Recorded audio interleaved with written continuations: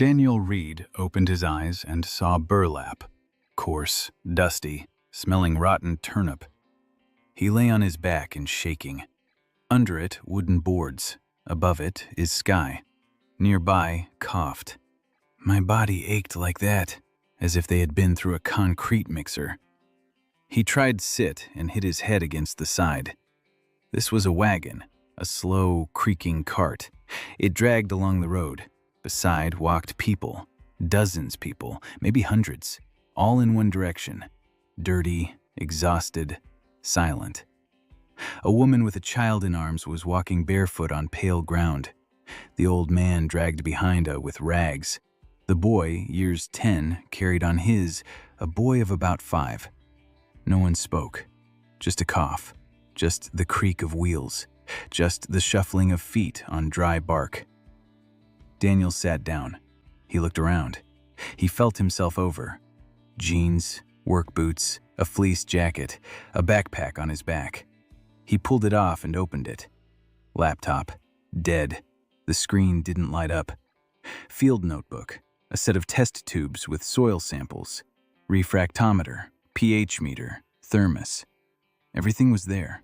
Everything was just as it had been in the last second before the truck veered into oncoming traffic. He remembered the headlights. He remembered the impact. He remembered the thought about the report on the Fergana Valley. Then nothing. And now this. He looked at his hands. Unharmed. Not a scratch. Not a drop of blood. But he clearly remembered the impact. He remembered the crunch. He remembered how the steering column had been driven into his chest. Something like that doesn't happen without consequences. He felt his ribs, intact. He felt his face, intact. Either he was in a coma and this was the most vivid dream in the history of medicine, or he had died and ended up in some very dusty place. Or he really had ended up somewhere. Daniel looked at the ground beyond the side of the wagon. A whitish crust, distinct streaks, a sparse, stunted shrub with fleshy leaves. He recognized this shrub, or rather the type. Succulent, halophytic vegetation. It grows only on highly saline soils. He'd seen this in Uzbekistan. He'd seen it in Jordan. He'd seen it on the shores of the Aral Sea. This was saline soil, heavily saline, for kilometers on end. He leaned out of the cart and scooped up a handful of soil. He rubbed it between his fingers. White, crunchy, a crystalline structure on the surface. He licked it. Salty, very salty, sodium type. He knew it by taste. 12 years of work had taught him to identify the type of salinity with his tongue faster than any instrument. Sodium. That meant the soil structure was destroyed. The clay swells. Water doesn't drain. Classic. He looked at the horizon. Not a single tree, not a single patch of green. Just a white plain under a gray sky. And people, an endless column of people heading west. Daniel exhaled quietly. He didn't know where he was. He didn't know when he was. He didn't know how he'd gotten here. But he knew one thing for sure. This land was sick, and he knew why.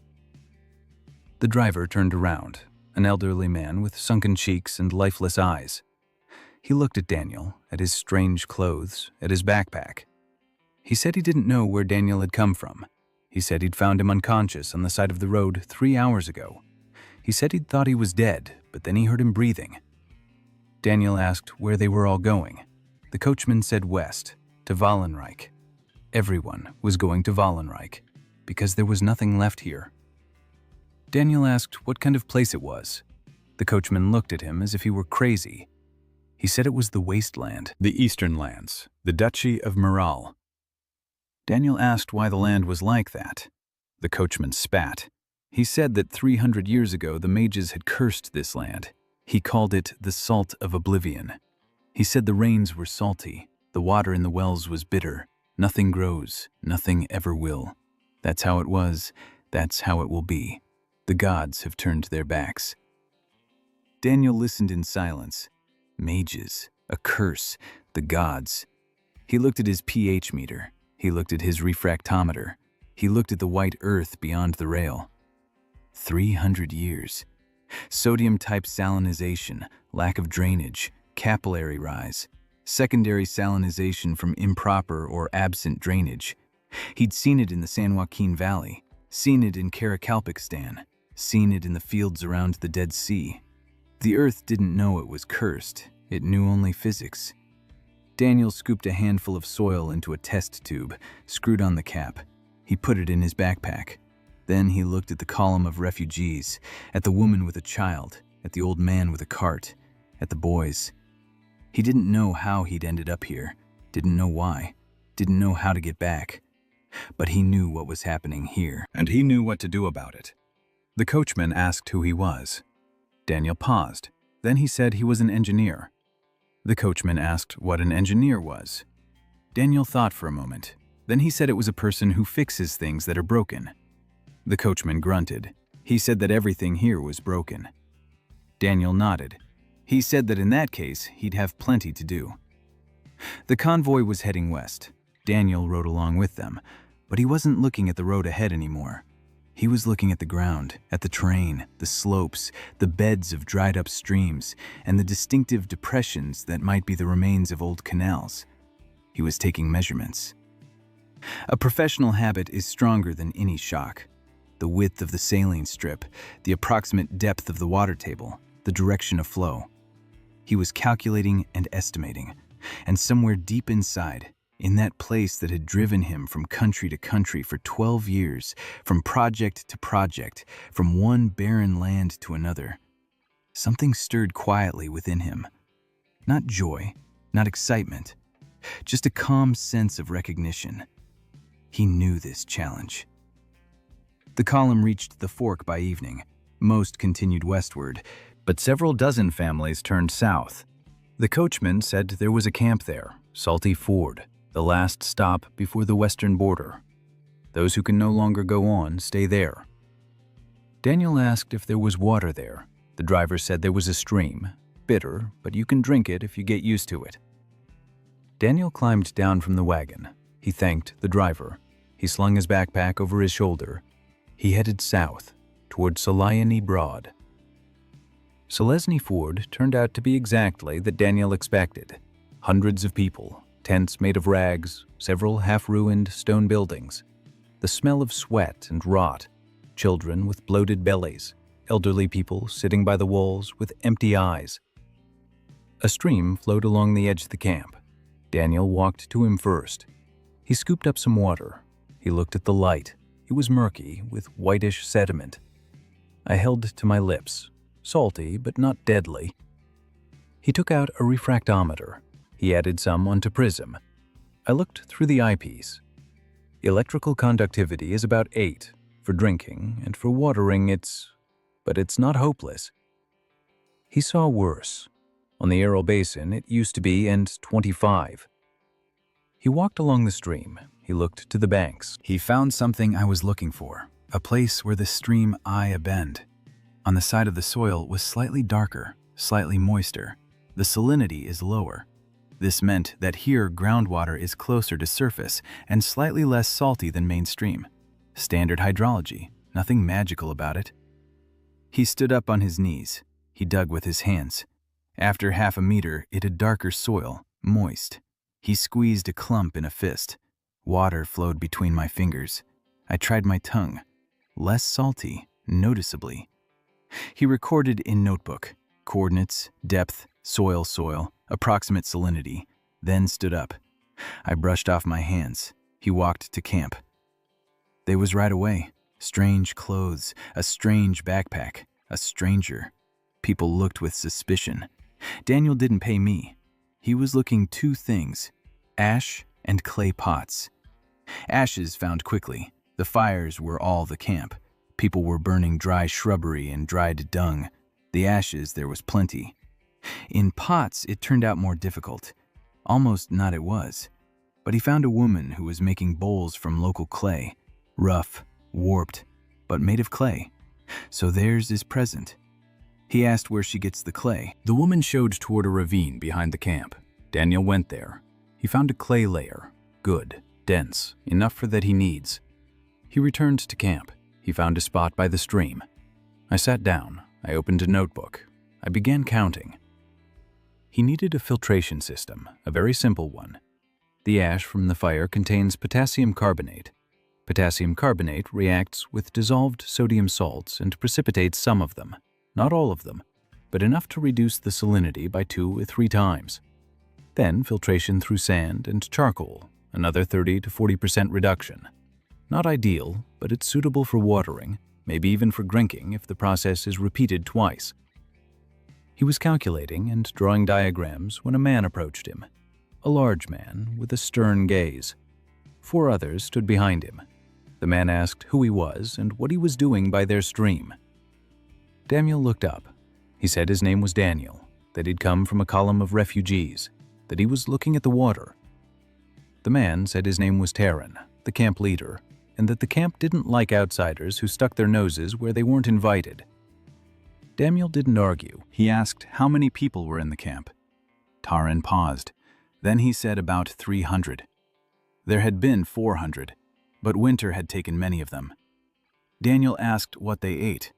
Taryn said that caravans carrying grain from the Valenreich arrived once a month, if they arrived at all. The grain cost 3 times as much as it used to. They had nothing to pay with. People dug up roots, they caught lizards, they cooked porridge from whatever was left. Daniel nodded. He asked if anyone had tried growing anything. Taryn looked at him as if he were an idiot. He said the land was cursed, that nothing had grown here for 3 centuries, that every year someone tries to plant at least something, and every year the land kills the sprouts within a week. Daniel said he wanted to try. Taryn smirked. He said Daniel should go ahead and try. It couldn't get any worse. But he had to make sure not to touch anyone else's water or food supplies. Daniel agreed. He worked for the next 2 days. In the morning, he'd head out to the stream and the ravine with the clay. He dug test pits in various spots around the camp. He took samples and made notes. He was mapping the salinity levels, where there were more salts, where there were fewer, where the water-resistant layer was closer, where it was farther away, and where the natural slope allowed water to drain away. People watched him with curiosity and wariness. Some approached him and asked what he was doing. He explained simply that he was testing the soil, that he was looking for a place to plant crops.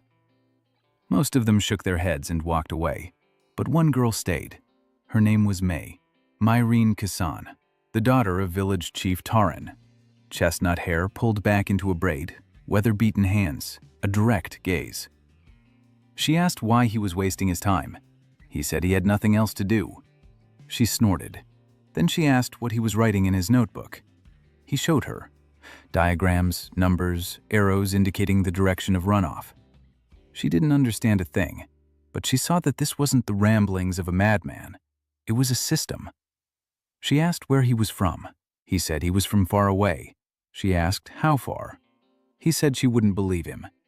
She said that everyone in the Wasteland lies and that she was used to it. He almost smiled. On the 3rd day, he found what he was looking for. A woman. She was crouching by a tiny garden bed behind her tent, crying. Quietly. Silently. In front of her, shriveled yellow stalks stuck out of the dusty earth. Dead onions. She was watering them with the last of the clean water from her supply. 3 weeks, every day, for her son. A boy of about 6 sat nearby, skinny, with sunken eyes. Daniel walked over. He crouched down beside her. He looked at the garden bed.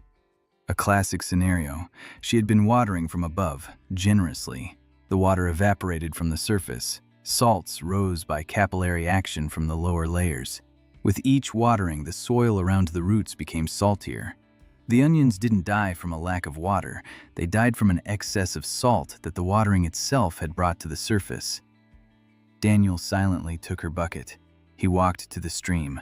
He scooped up some murky water. He returned to the campfire. He scooped up a handful of ashes. He tossed them into the bucket. He stirred it with a stick. He waited. Fine flakes began to settle to the bottom. Precipitation.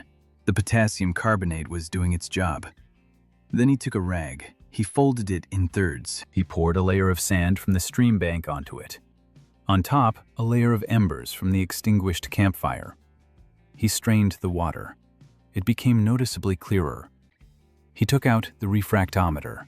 He dripped a drop onto it. He looked at it. The salinity had dropped by almost 2/3. Not perfect, but good enough. Then he took a clay pot, a small one, with a crack on the side. He pried open the bottom with a knife from his backpack. He made a hole the size of a pea. He dug a half-meter deep hole next to the dead garden bed. He placed the pot at the bottom. He filled it with the purified water. He covered it with soil all around. The pot ended up below the surface. The water would seep through the tiny hole slowly, straight to the roots, not from the surface. There would be no capillary rise. The salt would stay at the bottom, and the water would go to the plant. He told the woman to plant the bulbs around the pot, not on top, around it, a palm's width apart. And she added water to the pot once every 3 days, not to the garden bed, into the pot. The woman looked at him, not understanding, not believing it. He didn't explain any further. He just stood up and left. May saw everything. She stood to the side and watched. When Daniel walked past, she asked what that was. He said it was subsurface irrigation, that this technology was 5,000 years old, that they watered this way in ancient Persia and China. She didn't understand a word of it, but she understood that he wasn't a charlatan. Charlatans don't dig holes with their hands in someone else's dirt. At 3 days, the onion began green feathers. Daniel came to check in the morning. A woman was standing by the garden bed. She crying. She was watching. 4 slender green arrows were making their way from dry soil around the buried pot. Weak, pale, but alive. The first sprouts of this plot is an unknown how years. The boy sat next to and touched the feathers with his finger, carefully, as if they could disappear. Daniel crouched down. He checked the ground around the pot. The moisture is good. Salinity in the roots has decreased. The pot was working. Water seeped slowly and evenly. That's is and it be. He didn't say. He just nodded and left. At lunch, by this knew the camp. By evening to Daniel. 3 women and 4 men, all with one question. Is it do that same do for them? Daniel said that it was possible, but you need pots. You'll need ash. I need coal. I need sand for filters. And I need to dig. A lot of digging. They agreed. Next morning, Daniel took them to the ravine with clay. He pointed how to make pots in the shape, with thick walls, with one hole for bottom. Not big, about a pea. He explained why. The water should drip out. It drip, oozing, slowly, constantly. A woman who was shaping bowls turned out to be the best potter at camp. Her name, Nira, an elderly woman. She was quiet. Her knew clay better than my head knew words. She made her first pot in half an hour. Perfect. Daniel examined it. The walls were smooth. The thickness is correct. The hole is precise. He said that she needs burn the pot.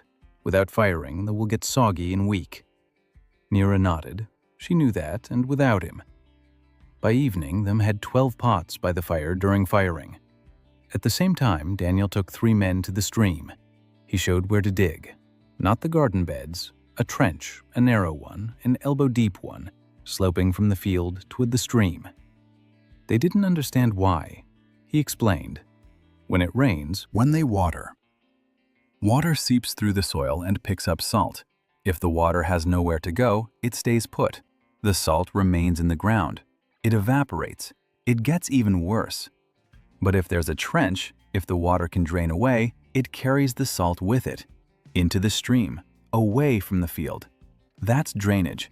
The simplest kind, open, primitive, but it works. The men dug, in silence. It was hard work. The ground was hard, caked. The salt crust broke off in chunks.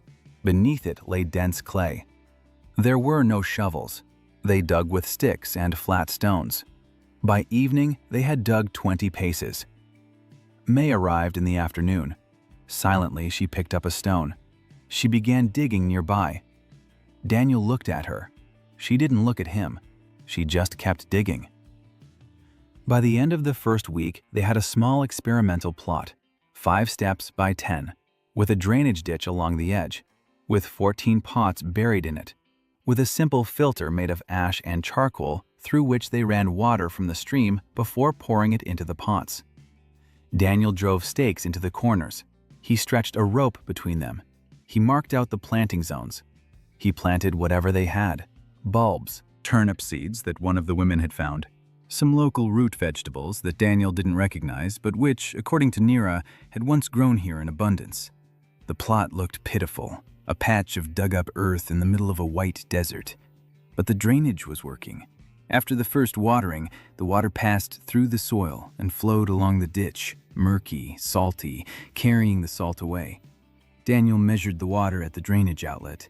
The salinity was 3 times higher than in the water at the inlet, so the flushing was working. The soil was releasing salt, slowly, but it was releasing it. He jotted it down in his notebook, and for the first time in days, allowed himself to breathe a sigh of relief. Taran came to take a look on the 3rd day after planting. He stood at the edge of the field. He looked at the damp, dark earth, at the tiny sprouts, at the ditch with its murky water. He said nothing. He left. May told Daniel later. She said that Taran had a son, a younger one. His name was Cole. He was 14. He had died of starvation 2 months ago, a month before Daniel showed up. May said this in an even voice, without tears. Cole was her brother. Daniel paused. He looked at her. She was looking at the field, at the tiny turnip sprouts pushing up through the soil around the clay pots. He didn't say he was sorry. He didn't say everything would be all right. He said that tomorrow they would start digging a second field, a bigger one, and that he needed her help with the calculations. How many pots per square meter, how much water per day, how much ash was needed for filtration. She nodded. That was more important than words. On the 10th day, what Daniel had both been waiting for and dreading happened. A caravan arrived from Wallenreich, 20 wagons of grain. A merchant named Graydon, a fat man with a gold chain around his neck, escorted by 6 mercenaries. He'd come to sell the grain at triple the price. He saw the field. He stopped. He asked what it was. Taran said it was a stranger from nowhere digging in the ground. Graydon stepped closer. He saw green sprouts. He saw the drainage system. He saw the pots. He looked at Daniel long and hard. Then he smirked. He said he'd seen dozens of such smart Alecs. Every year, someone comes along and promises to bring the wasteland back to life. Charlatans, madmen, heretics. In a month, the sprouts will die. In 2 months, everyone will forget. But the grain needs to be bought now. Daniel didn't answer.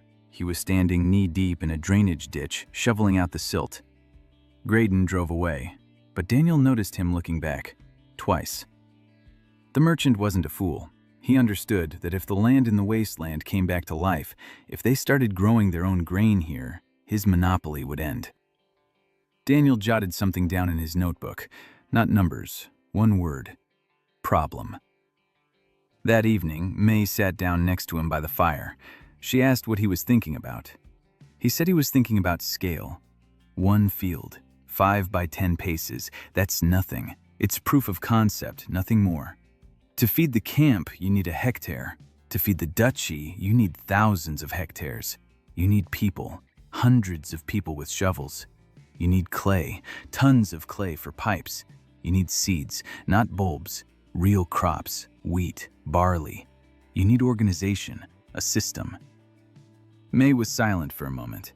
Then she said that people wouldn't follow him. Not now. They're afraid. Afraid it's a scam. Afraid the land will kill the sprouts just as it always has. Afraid to hope, because hope in the wasteland kills faster than hunger. Daniel nodded. He knew that. He'd seen it in every project. In Uzbekistan, the farmers had looked at him the same way, with distrust, with weariness, with the conviction that nothing would change. It took him 2 seasons to win their trust. He told May that he didn't need everyone to believe him right away. He needed 10 people, 10 who would dig. The rest would believe when they saw the harvest. May looked at him. She asked why he was doing this. He could have gone west. He could have found a place with food and water. Why was he doing this?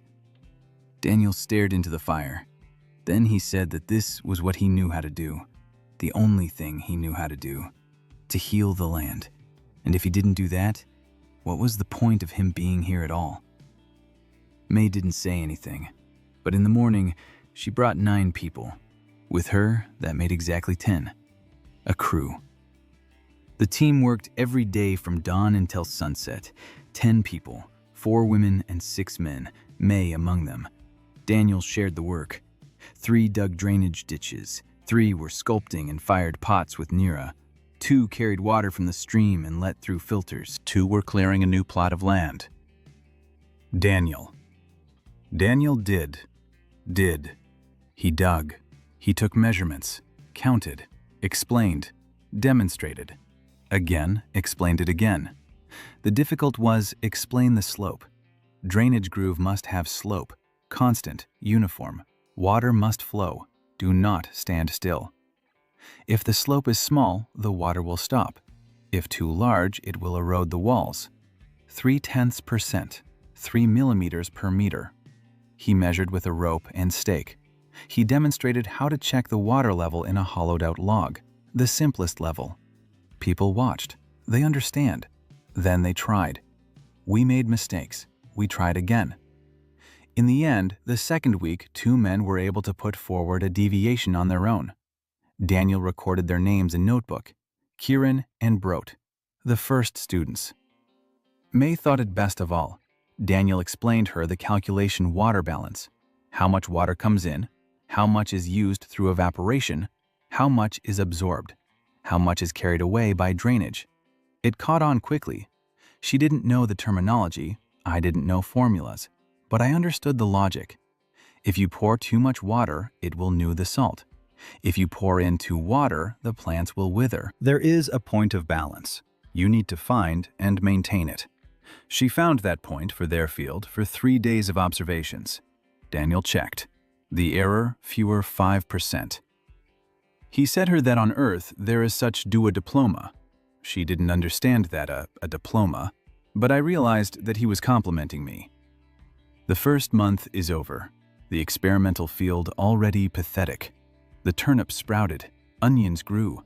Local root vegetables, which Nira called the word, which Daniel didn't remember, gave the first leaves. Salinity of the point in planting has by half. The drainage removed salt consistently. The pots worked. The filters were working. Everything was smoothly, just as it was work according to textbook. Daniel wasn't surprised. Physics is the same in any world. Water flows downward, salt dissolves, capillaries draw up moisture, drainage carries it away. This doesn't require magic. It requires hard work and patience. But the camp was divided. Those who saw the field every day believed. The young people, families with children, those with nothing to lose. Those who could believe because the alternative was death. But the old folks didn't believe. They'd seen too many promises, too many charlatans. Old Tyrone, who'd been drinking bitter water for 20 years, came to the field in the 4th week. He stood there, he watched. Then he said that his father had tried planting, and his grandfather had tried. Everything died, always. This land is cursed by the gods, and no holes with pots will change that. Daniel didn't argue. He walked over to Tyrone. He took out a refractometer. He showed it to him. He asked him to put a drop of water from the stream on the slide. Tyrone did so. Daniel pointed to the scale. Then he asked him to put a drop of water from the drainage ditch. Tyrone did so. Daniel pointed to the scale. The difference was obvious. The water from the drainage ditch was 3 times saltier than the water from the stream. That's because the drainage system was drawing salt out of the ground. Daniel said it wasn't a miracle, not a prayer, not magic. The water flows through the soil. It collects salt. It flows into the ditch. It carries the salt away. The more flushing there is, the less salt there is in the ground. It's not fast, it's not pretty, but it works. Tyrone stared at the scale for a long time. Then he left without saying a word. But the next morning, he came to the ravine for clay. He sat down silently next to Nira. Silently, he began to mold pots. His hands trembled with age. The pots came out crooked. Nira didn't say a word. She simply corrected his mistakes.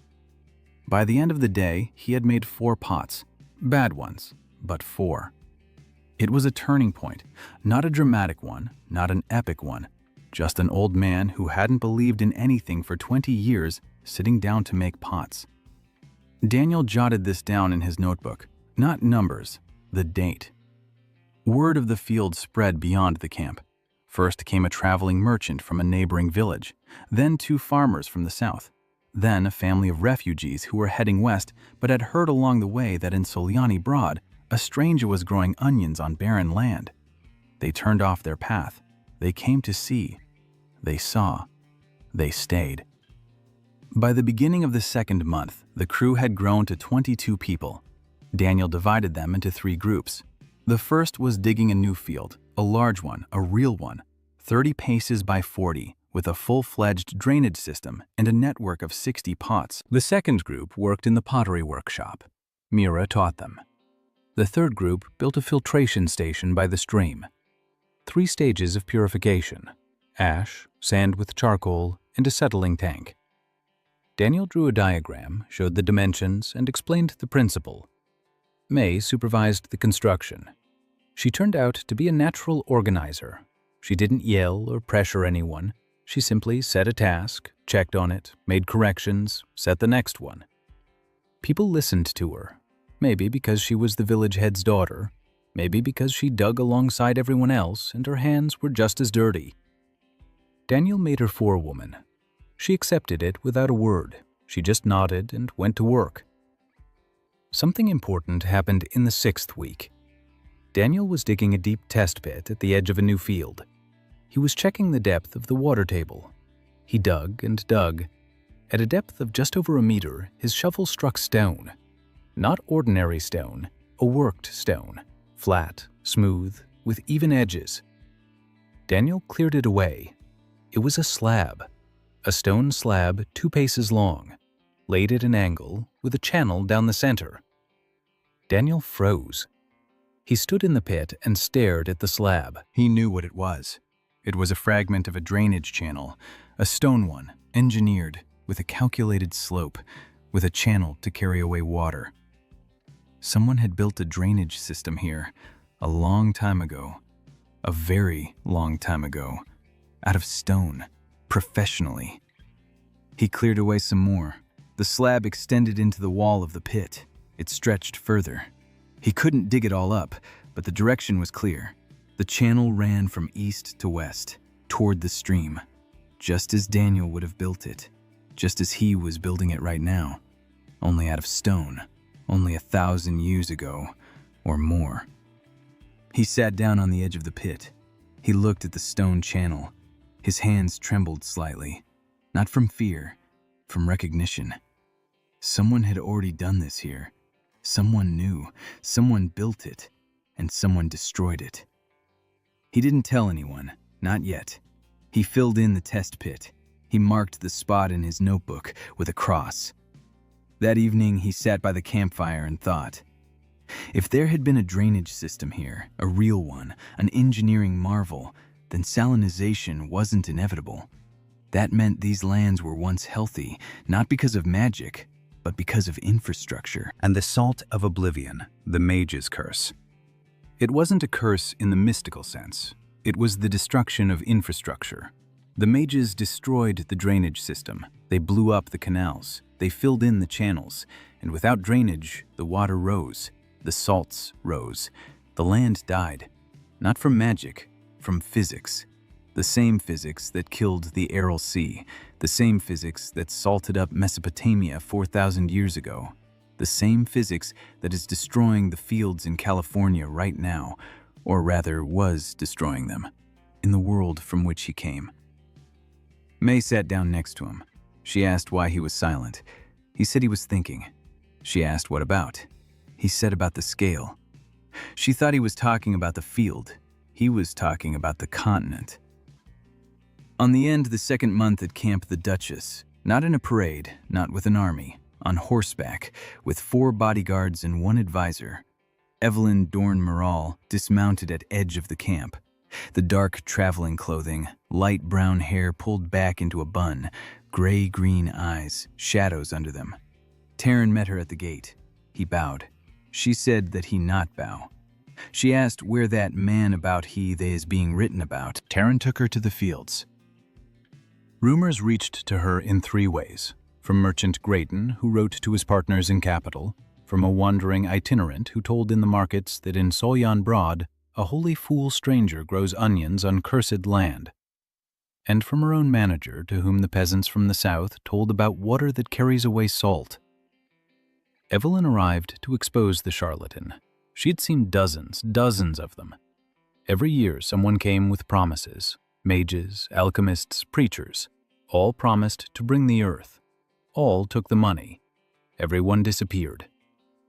She was ready to see that very thing, a trick, a deception, substitution soil, imported water, whatever you want. She saw a field, a real field, 30 steps to 40, from even rows of green sprouts, turnip, onions, local root vegetables, barley of which is also had when the rumor reached to her. The seeds of barley brought a merchant from the south. Daniel planted them 2 weeks ago. They have sprouted. Evelyn was standing at the edge of the field. She was watching. The advisor beside her with her began to say something about a possible substitution. She raised her hand. He fell silent. She stepped closer. She con crouch. She touched the earth. Dark. Damp. Not white. Not salty. She took a handful. She rubbed between her fingers. I looked at it. I sniffed it. It had grown in Miral. She knew what dead earth should be. This earth was not dead. She stood up. She asked where that man was. They pointed him out to her. Daniel was standing waist deep in a trench at the far end of the field. He was digging a new drainage line. Dirty, sweaty, unaware that the Duchess was standing 20 paces away. May ran up to him. She said something. He looked up. He saw Evelyn. He climbed out of the trench. He walked over. He didn't bow. Not because he wanted to be rude. He simply didn't know he was supposed to bow. Evelyn looked at him. He was a head taller than her. Dirty, with chapped lips, with a notebook sticking out of his pocket, with a strange instrument on a string around his neck. A refractometer. She asked his name. He introduced himself. Daniel Reed. She asked where he was from. He said from far away. She asked how he did it. He paused. Then he asked how much time she had. She said as much as it took. The next 2 hours were the strangest of Evelyn's life. Daniel led her across the field. He pointed out the drainage ditches. He explained how water carries away salt. He showed her pots buried in the ground. He explained the principle of subsurface irrigation.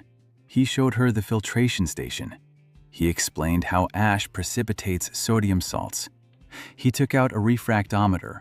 He showed her the readings: water before the filter, water after the filter, soil from a month ago, soil now. The numbers didn't lie. The salinity was dropping, steadily, measurably, predictably. Evelyn listened. She didn't understand half of what he was saying. Capillary rise, water balance, sodium salinization. These words didn't exist in her language, but she understood the result.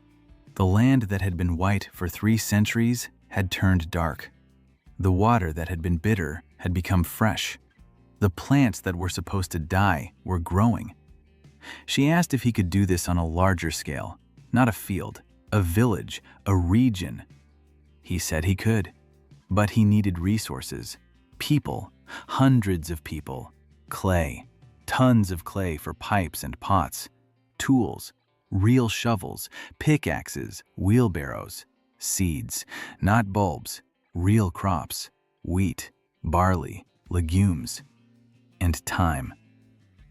This isn't a miracle, it's a system. Flushing out a salt-contaminated field takes a season. Full restoration takes 3 to 5 years. If we start now, if we don't stop. In 3 years, Miral will be able to feed itself. Evelyn was silent for a long time. She stood at the edge of the field and looked at the green barley sprouts.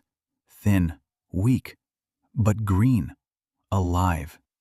On cursed land, on land that neither magicians nor priests nor alchemists had been able to revive for 3 centuries. And here stands a dirty stranger with a strange device around his neck, saying that it's not about the curse, that it's about water, about salt, about the angle of the furrow, about a hole in a clay pot, that the gods have nothing to do with it, that physics is to blame. The advisor touched her shoulder. She whispered that it might be a trick, that the sprouts could have been swapped out, that they needed to check.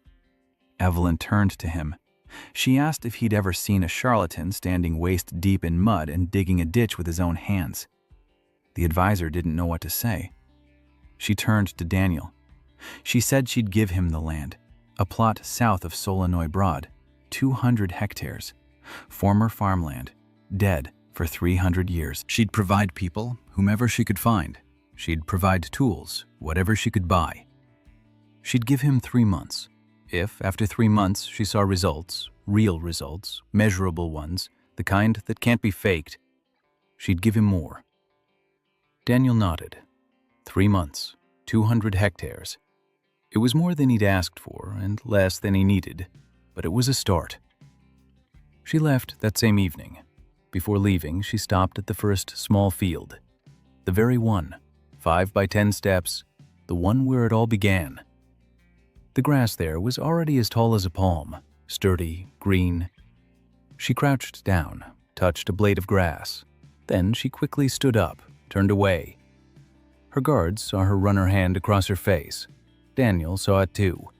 He was standing off to the side. He didn't approach. He realized this wasn't for the audience. May stood next to him.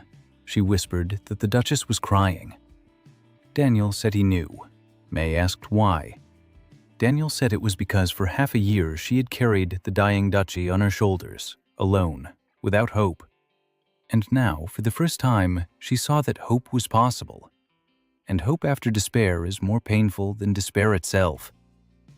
May looked at him. Then she said he was strange, that he said strange things, that he dug strange little ditches, that he wore a strange tube around his neck, that he'd come from who knows where, and that he was the first person in 3 years who had given her a reason not to think about death every evening. She said it simply, like a fact, without tears, without drama, like a report on water usage in a field. And she left. Daniel stood there, watching her go. Then he opened his notebook. He wrote down a plan for the coming week, surveying the new plot, 200 hectares. First, a site survey, topographic survey, soil map, slope map, water source map. Then the drainage system design. Then calculating the number of pots needed. Then calculating the number of workers. Then calculating the amount of seed. He wrote and wrote. His hand glided across the paper as if by habit. Numbers, diagrams, arrows. This was his life, the only thing he knew how to do, the only thing that made sense. And for the first time in all 12 years of his work, for the first time ever, it seemed to him that this made more sense than ever before. 200 hectares. Daniel stood on a hill and looked at them. The white plains stretched the horizon. Not a single green spot, not a single trace of life. Only a salt crust, dry rivers, remains of stone fences that once enclosed someone's fields. 300 years ago here, people. They sowed, they harvested their harvest, they raised children. Now it's a desert. He went down from the hill. He began work. The first weeks he went around the area from one end to an edge. One, with notebook, with a refractometer, with a rope on which every step was tied a knot. Homemade measuring. He measured slopes. He took soil of the soil every 50 steps. He took notes. I drew a map. By the end of the second week, he had a picture. The section was divided into 3 zones. The northern part is closer to the stream, salinity moderate, water resistance at a depth of 1.5 meters. There's a chance for a quick flush in one season. The central section, salinity is severe, water table deeper, requires significant drainage system, 2 seasons at a minimum. South part, salinity is critical, the crust in a finger thick, Here is where we start not with the grow, but with a wash. Minimum 1 year only for reduction salinity to an acceptable level. It drew up a plan. Start from the north, prove the result, move towards south. Resources arrived in a week after the Duchess. Not much, but noticeably. 20 shovels, 10 picks, 5 wheelbarrows, a bag of seeds barley, a bag of some local legume, and people. 40 people from the surrounding villages. The Duchess sent them by orders.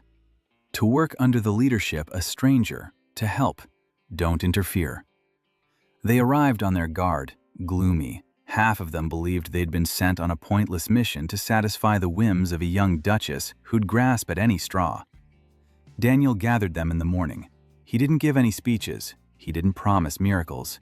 He led them to the first field in Solyoni Broad. That very one, 5 by 10 paces. The onions were knee-high. The turnips had produced root vegetables. The barley had sprouted its first ears, on land that everyone had considered dead. The men watched in silence. Then one of them crouched down. He touched the soil, brought it to his face, sniffed it. He looked up at Daniel, asked how. Daniel said he'd show him, and he did. The following month was the hardest of his life.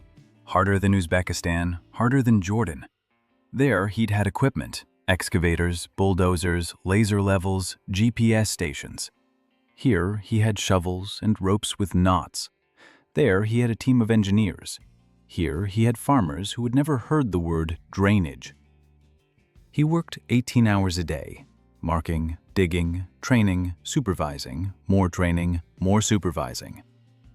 May worked right beside him. She became his right-hand woman. She translated his thoughts into language the farmers could understand. When Daniel spoke of the water balance, May explained that if they poured in too much water, it would push the salt to the surface and everything would die. When Daniel spoke of capillary rise, May said that salt climbs up after water like a child follows its mother. People understood May. They respected Daniel, but they understood May. By the end of the 3rd month, the northern part of the plot had been transformed. 40 hectares, a drainage system of open ditches, 600 clay pots buried in the ground, a filtration station by the stream, 3 soil flushes. Salinity had dropped by a factor of 3. The barley on the first 20 hectares stood waist-high, green, lush, real. The Duchess sent her steward, a heavy-set man named Dorvin, petty, suspicious. He came to inspect. He walked the field for 3 days. He took soil samples. He tasted the water. He talked to the farmers. He took notes. On the 4th day, he sat down across from Daniel. He looked at him for a long time. Then he said he couldn't believe what he was seeing. But he was seeing it, and his eyes didn't lie. He left, and a week later the caravan returned, not with grain, but with tools. 100 shovels, 30 pickaxes, 10 wheelbarrows, 200 sacks of seeds, and a letter from the Duchess, a short one. She wrote that she believed him, that she was giving him everything she could, that she was appointing him in charge of restoring the lands of Mural, and that if he needed anything, he should write. Daniel read the letter. He folded it. He put it in his pocket. Then he sat down and wrote a list. He needed a pottery workshop, a real one, with a kiln. The pots were running out faster than Nira and her apprentices could make them. He needed pipes, not watering pots, but pipes for closed drainage, clay ones. Fired, with holes. Open ditches worked, but they took up space and required constant cleaning. Closed drainage made of pipes laid underground was more effective, more durable, more scalable. He needed a civil engineer, or at least a skilled mason, someone who understood how to lay pipes with the proper slope over kilometers. May couldn't handle it alone. He needed a map, a real topographic map of the duchy, with elevations, with riverbeds, marking old canals if there were any. He sent the list with the returning caravan and continued working. In the evening, a girl approached him. Quiet, thin, black hair. She'd been standing off to the side all day watching him work. Daniel had noticed her that morning but hadn't let it distract him. Now she'd come over. Silently, she held out a bunch of plants to him. gray-green, fleshy leaves, thick stems. He looked at them, took them, examined them. They were halophytes, salt-tolerant plants. He'd seen similar ones in Uzbekistan, saltwort and Sweden. Plants that don't just survive in saline soils, they actively draw salt out of the ground. They accumulate it in their tissues. If planted on a saline plot, they'll reduce the salt concentration in the topsoil over the course of a season. Then they're cut down and burned. The ash has a high sodium content, and the soil is cleaner. Phytomelioration, biological leaching. Daniel knew this technique. He planned to use it on the southern part of the plot, but he didn't know the local species, and this girl brought him exactly what he needed. He asked her name. She was silent. Then she said quietly, "Son Ah." He asked how she knew these plants. She said her grandmother had been an herbalist, that she'd known since childhood what grew where, that she could distinguish 20 species of salt-tolerant herbs by the shape of their leaves. He asked if she could find more. She nodded. He asked how many. She said she knew places within a 3-day journey's radius where there were whole fields of these plants. Daniel looked at her thin face, at her eyes, in which there was something broken, something quiet and heavy. He didn't ask, not now. He said he needed her help, that he needed someone who knew the local plants, someone who could find what was needed to restore the land. She nodded again. She didn't smile, but she nodded, and she stayed. Daniel jotted it down in his notebook. A new team member, a field botanist, Sion A. Then he went back to his calculations. Pipes. He needed pipes, lots of pipes, kilometers of pipes. Pottery workshop began after a month. The Duchess sent a bricklayer from the capital Mural, an old one, grumpy, by the name Barden. He built stoves for firing 30 years. Daniel drew a sketch of the pipe, a clay cylinder with a length of 1 elbow, with a diameter a fist, with small holes through a cross of surface. Barden looked at the drawing. He looked at Daniel. I asked why the holes were for. Daniel explained.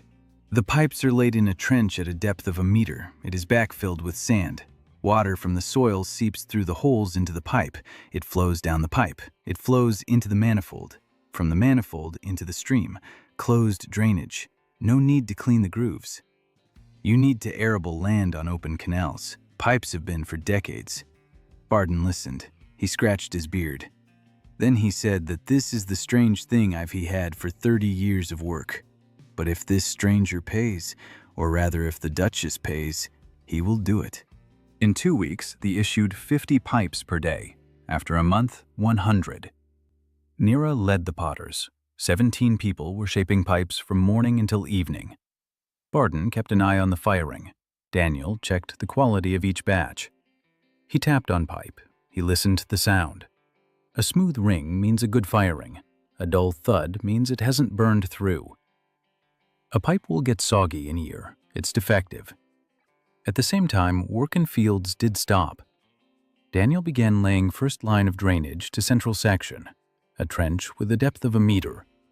The bottom is lined with fine gravel, which the farmers collected from nearest hills. The pipe was laid at a slope 0.3%, measured with a rope and a homemade level, filled in with gravel, then with sand, then with soil. The first line, 200 meters, 10 days of work for the crew of 15 people. May counted. To cover the drainage 100 hectares, you need 50 kilometers of pipe. For production, 100 pipes per day. Each pipe is an elbow. That's about 50 centimeters. 100 pipes is 50 meters per day. 50 kilometers is 1,000 days. Almost 3 years, just for manufacturing pipes, not including installation. It showed her calculation to Daniel. He looked at it. He nodded. He said that he knew. That needs to scale production. We need a second workshop, a third one. We need to train people. We need to make sure every village to produce its own pipes. Decentralization, a word that May didn't understand again, but she grasped the essence. Not one big workshop, many small ones in every village. Sion Ah returned from her first expedition. She brought back seeds, a sack of salt-tolerant grass seeds. She had walked east for 3 days. She found thickets at the bottom of a dried-up lake. There, these plants grew on their own, without watering, without tending, because they were made for this land. Daniel poured the seeds onto a cloth. He examined them. He sorted them by type. 4 types, 2 for heavy clay soils, 2 for light sandy soils. He asked Sion Ah what they were called. She gave them their local names: white solyanka, bitterroot, gray grass, river salt. He wrote them down. Next to each, he jotted down the Latin equivalents that came to mind, not exact but close. He planted the first batch on the southern plot, the most saline one, the part where nothing else could grow. He simply scattered the seeds across the surface, sprinkled a little soil on top, watered them from pots. A week later, the plot was covered with gray-green growth, short, stiff, unsightly, but alive. The farmers watched in bewilderment. They asked why he was planting grass that couldn't be eaten. Daniel explained, "These plants eat salt. They draw it out of the ground. In 3 months, they'll be cut down, burned, and the soil will be cleaner, and barley can be planted there." Not everyone understood. Not everyone believed him. But they stopped digging and asking why. The results on the northern plot spoke for themselves. The barley there stood chest-high, golden, heavy. 3 weeks remained until harvest. The first real harvest on that cursed land in 300 years. At the end of the 5th month, Hannah Waldron arrived. Daniel hadn't called her. She came on her own. Red hair, a scar above her eyebrow, a leather jacket, 3 knives, a wagon loaded with sacks. She stopped at the edge of the field. She looked at the barley. She looked at the people working in the trenches. She looked at the pottery workshop smoking on the hill.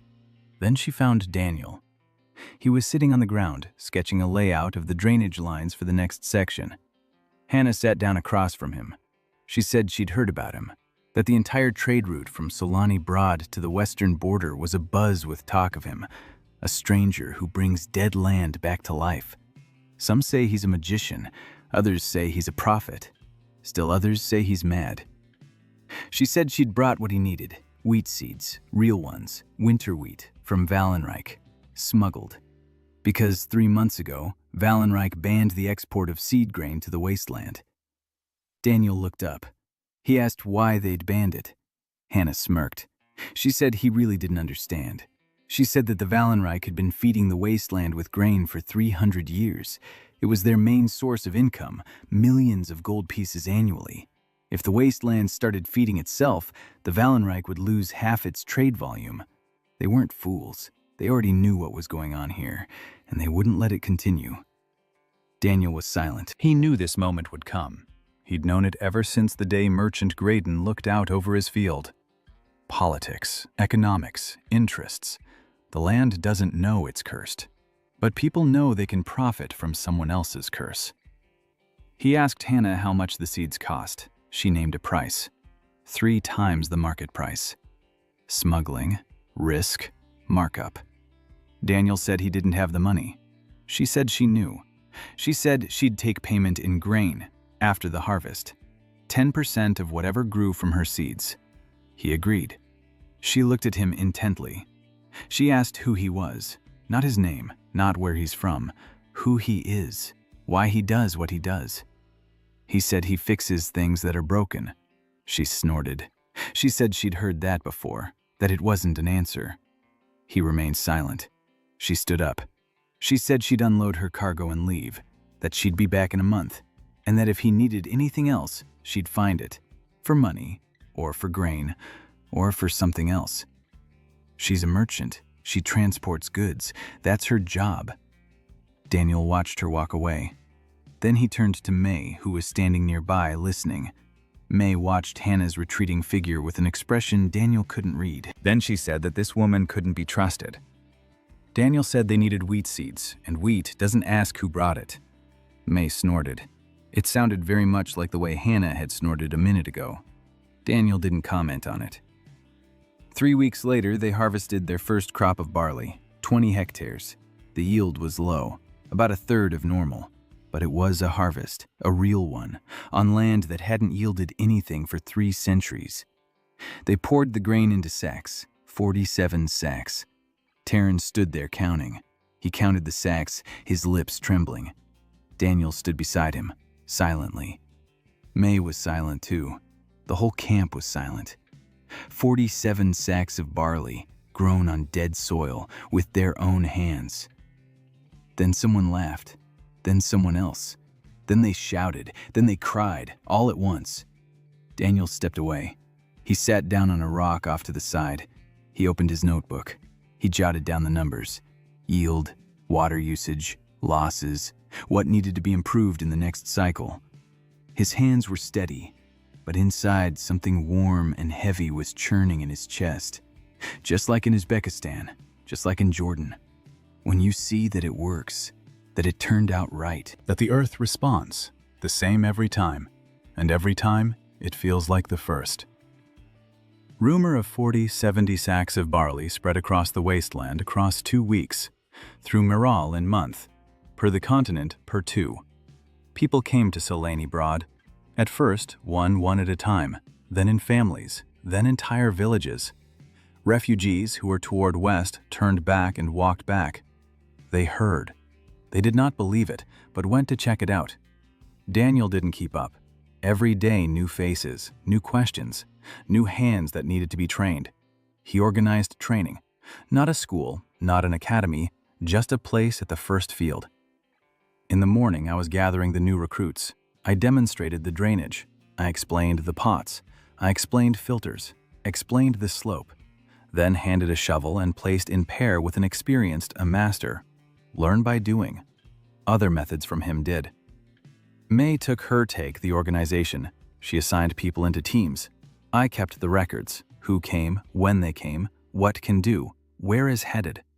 She started for this her notebook, a thick one, made of coarse paper that Barden made from rags. Her handwriting was large and uneven, but the entries were accurate. Daniel checked them. He admired them in silence. 6 months into the work, Julia Tern arrived at the camp, a fertility mage from the Wallenreich. She arrived with a letter of recommendation from the Chamber of Commerce. She introduced herself as a researcher. She said she was interested in new methods of agriculture. She asked for permission to observe and take notes. Blonde hair, glasses with thin copper frames, a book under her arm, a bag with writing supplies. Daniel looked at her. He looked at her hands, soft, no calluses, not a peasant's, not a laborer's. The hands of someone who had spent their whole life holding only a quill and a magic wand.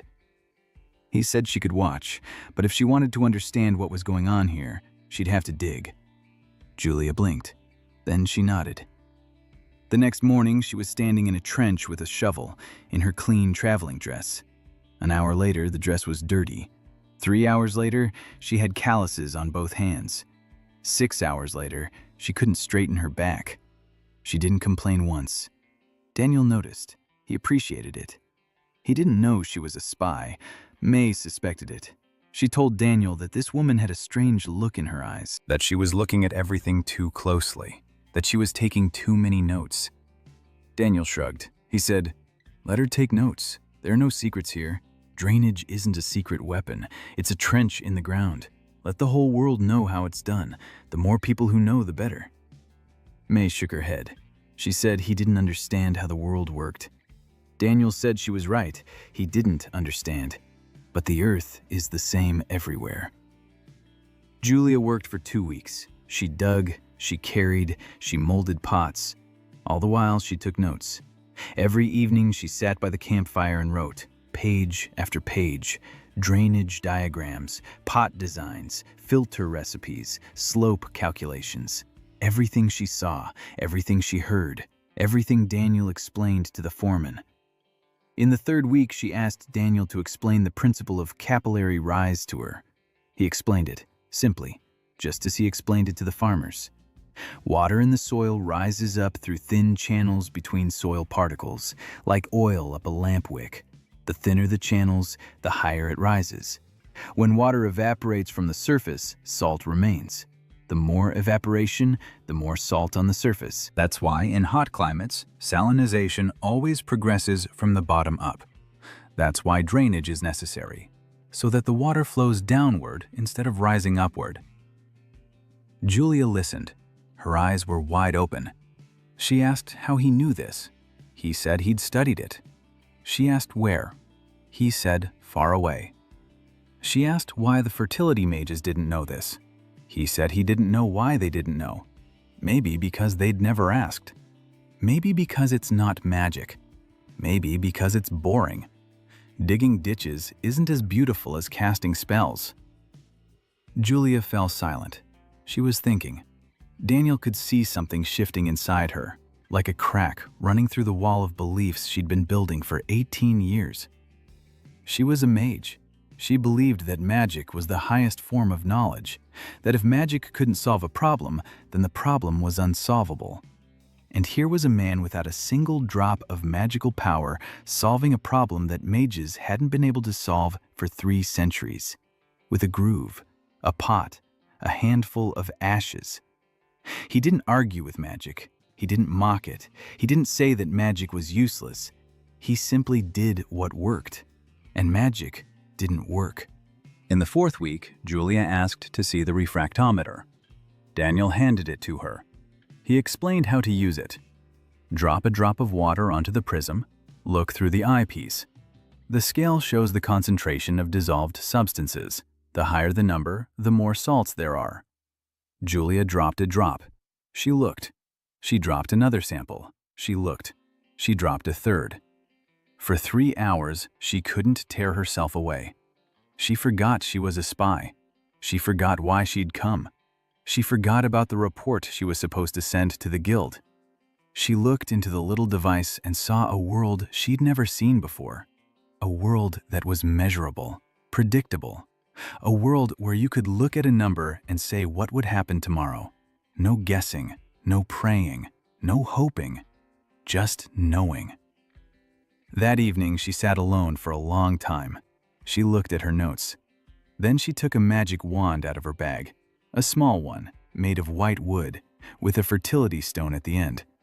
She held it in her hands and thought. Then she put it away again.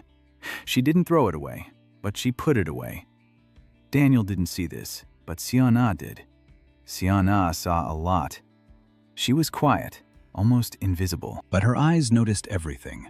She didn't tell Daniel about it, not because she was hiding it, but because she wasn't used to speaking yet. 2 weeks ago, Daniel gave her an assignment to compile a catalog of all salt-tolerant plants within a radius of 100 kilometers, where they grow, what they look like, in what kind of soil, and at what salinity levels. She was gone for 5 days. She returned with a bag of samples and a notebook containing drawings of 63 plant species with roots, with leaves, with seeds, with notes on the soil and water. Daniel looked at that notebook for half an hour. Then he said it was the best field guide he'd ever seen. Sona didn't answer, but the corners of her lips twitched slightly, almost a smile. The first one in all the time he'd known her. The first attempt took place on the 7th month, at night. Daniel was sleeping in his tent at the edge of the field. I woke up to a sound, not loud, the fabric. Someone was cutting the canvas tent from the back side. It didn't move. He was lying there, listening. The blade passed through the fabric. A hand slipped inside. Daniel rolled over to the side. He stood up to his feet. In front of him in the opening tent stood a man. Dark clothing, hood, a knife. Professional, tight-fitting, for a quick strike. Not robber. Bandits don't cut tents. Bandits enter from the front with shouting. This was a mercenary. Daniel didn't know how fight. He could handle with weapons. 12 years he traveled through hot, but never did take in anything more dangerous, a shovel. He did the only thing he could. He screamed, loudly, at the camp. The mercenary dashed forward. Daniel jumped back. He stumbled over his backpack. He fell. The knife went over him. Close. He felt the movement of the air on his face, then a scream from outside, the sound of feet, torches. People were running toward the tent. The mercenary retreated. He dived into the opening. He disappeared into darkness. When they first people, Daniel was sitting on the floor of the tent. He was heavily. His hands were shaking. May ran over alone among first, with a dip in hands. She saw a crack. I saw Daniel on the floor. Her face turned pale. She searched the tent. I searched the area around me. Nothing. The mercenary had left. Professional, without a trace. In the morning, Daniel inspected the scene. He found one thing, a button, a copper one, with coat of arms. He showed Hannah when she arrived from yet another batch of seeds via 2 days. Hannah looked at Button. Her face became stiff. She said that it Button from Uniform Wallenreich Trade Guard, an elite unit. Reports to not the Crown, but the Chamber of Commerce. Chamber of Commerce? Those very people who guard grain caravans and eliminate those who interfere trade. Daniel nodded. So Wallenreich. So already just a ban on export seeds, so the decision regarding its removal has been made. Hannah said that he needed security. He said that he had money for security. She said that this is not a matter of money. It's a matter whether will or he to next harvest. Daniel wrote to the Duchess. In short, without details, he asked people for security. Evelyn sent 10 soldiers, garrison soldiers, not the best ones, but armed, and a letter. She wrote that she about a threat from Wallenreich. What received a note from the Wallenreich ambassador. The note demanded an end to support for heretical practices on Moral's territory. Heretical, that's what it was called now. Drainage was heresy. A clay pot was an insult to the gods. Daniel read the letter. He set it aside. He went back to work. He couldn't afford to think about politics. He had 160 hectares waiting to be drained. But politics was thinking about him. 2 weeks after the assassination attempt, a man arrived in Solyani Brod from Tarnet, a neighboring kingdom to the southwest of Miral.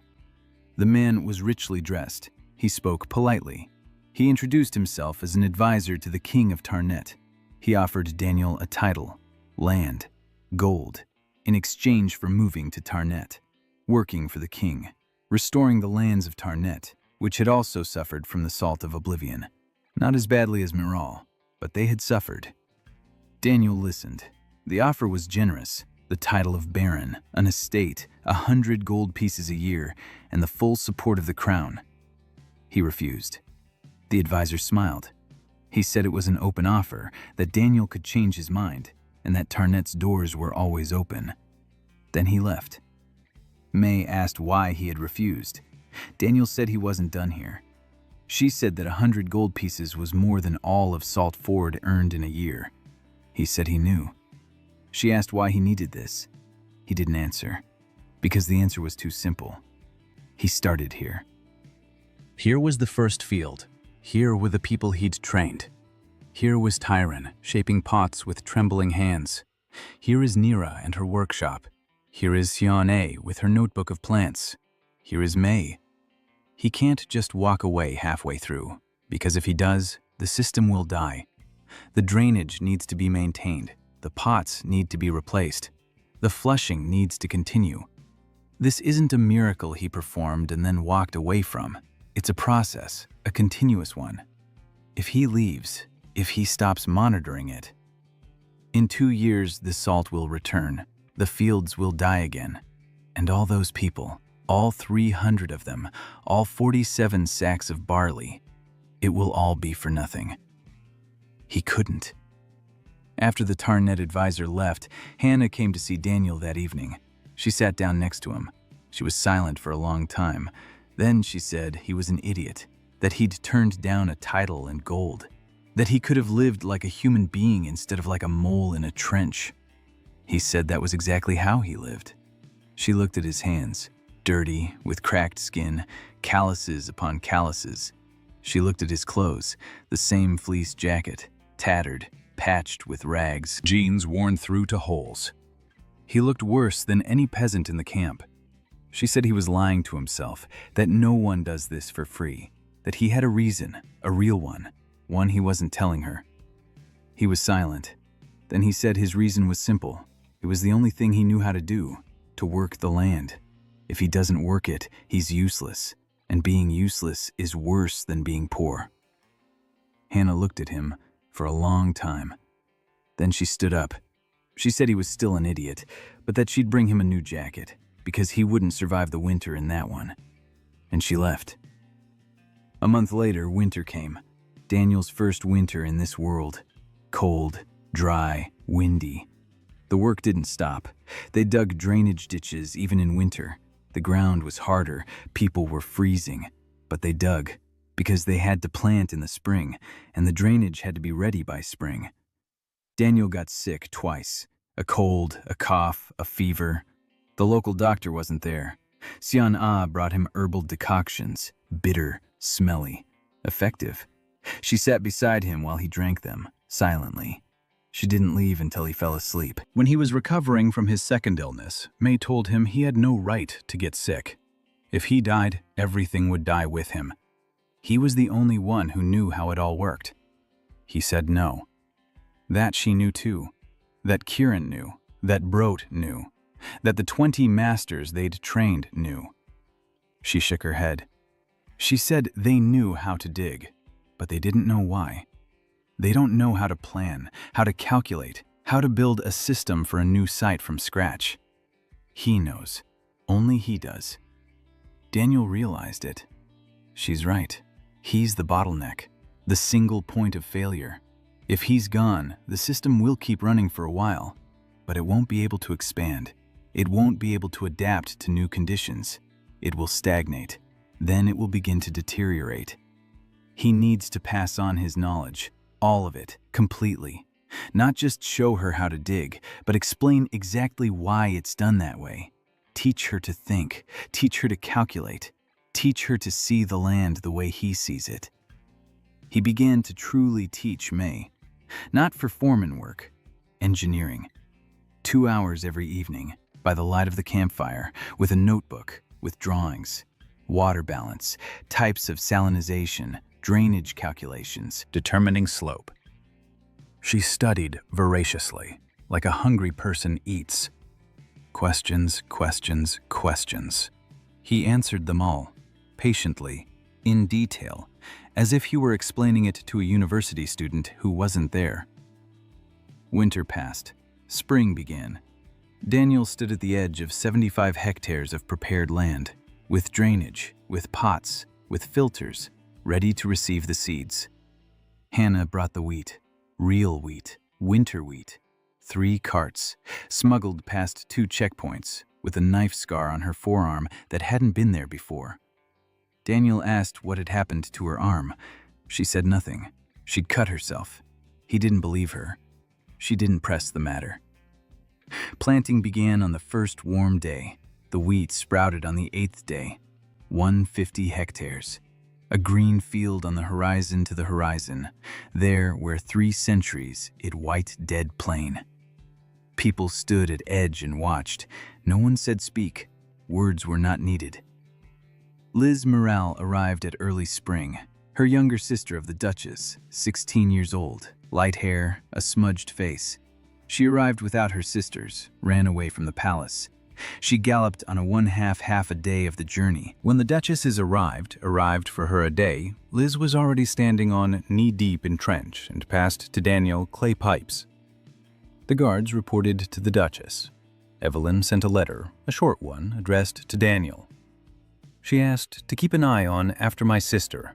She didn't the order to bring her back. She just to keep an eye on it. Daniel showed the letter to Liz. She shrugged her shoulders. She said that her place here, that in palace she of boredom and uselessness. What if she can do something real? He didn't argue. He just owed her shovel. Liz turned out to be tireless. She asked 1,000 questions all day, literally. May counted them. Why pipes with holes? Why slope exactly is it like this? Why the pot and not just watering? Why is this grass reduces salt and this no? Daniel replied to each one. No, because that was patient. It was that she was asking the right questions. Her questions were not childish, they were systemic. Why does it works? How is it to that? What will if change one element? After 2 weeks, he realized that she are an engineering mind. After a month, she considered the slope for the drainage lines on her own. After 2 months, she could identify types of salinity by the taste of the water just as well as he could. He made her his second apprentice. After May.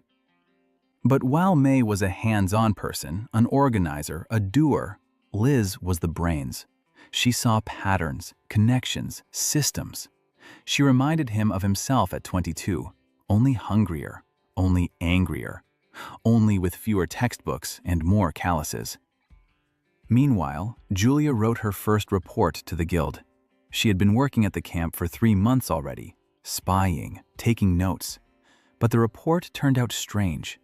She described everything she had seen: drainage, pots, filters, phytomelioration, calculations, results.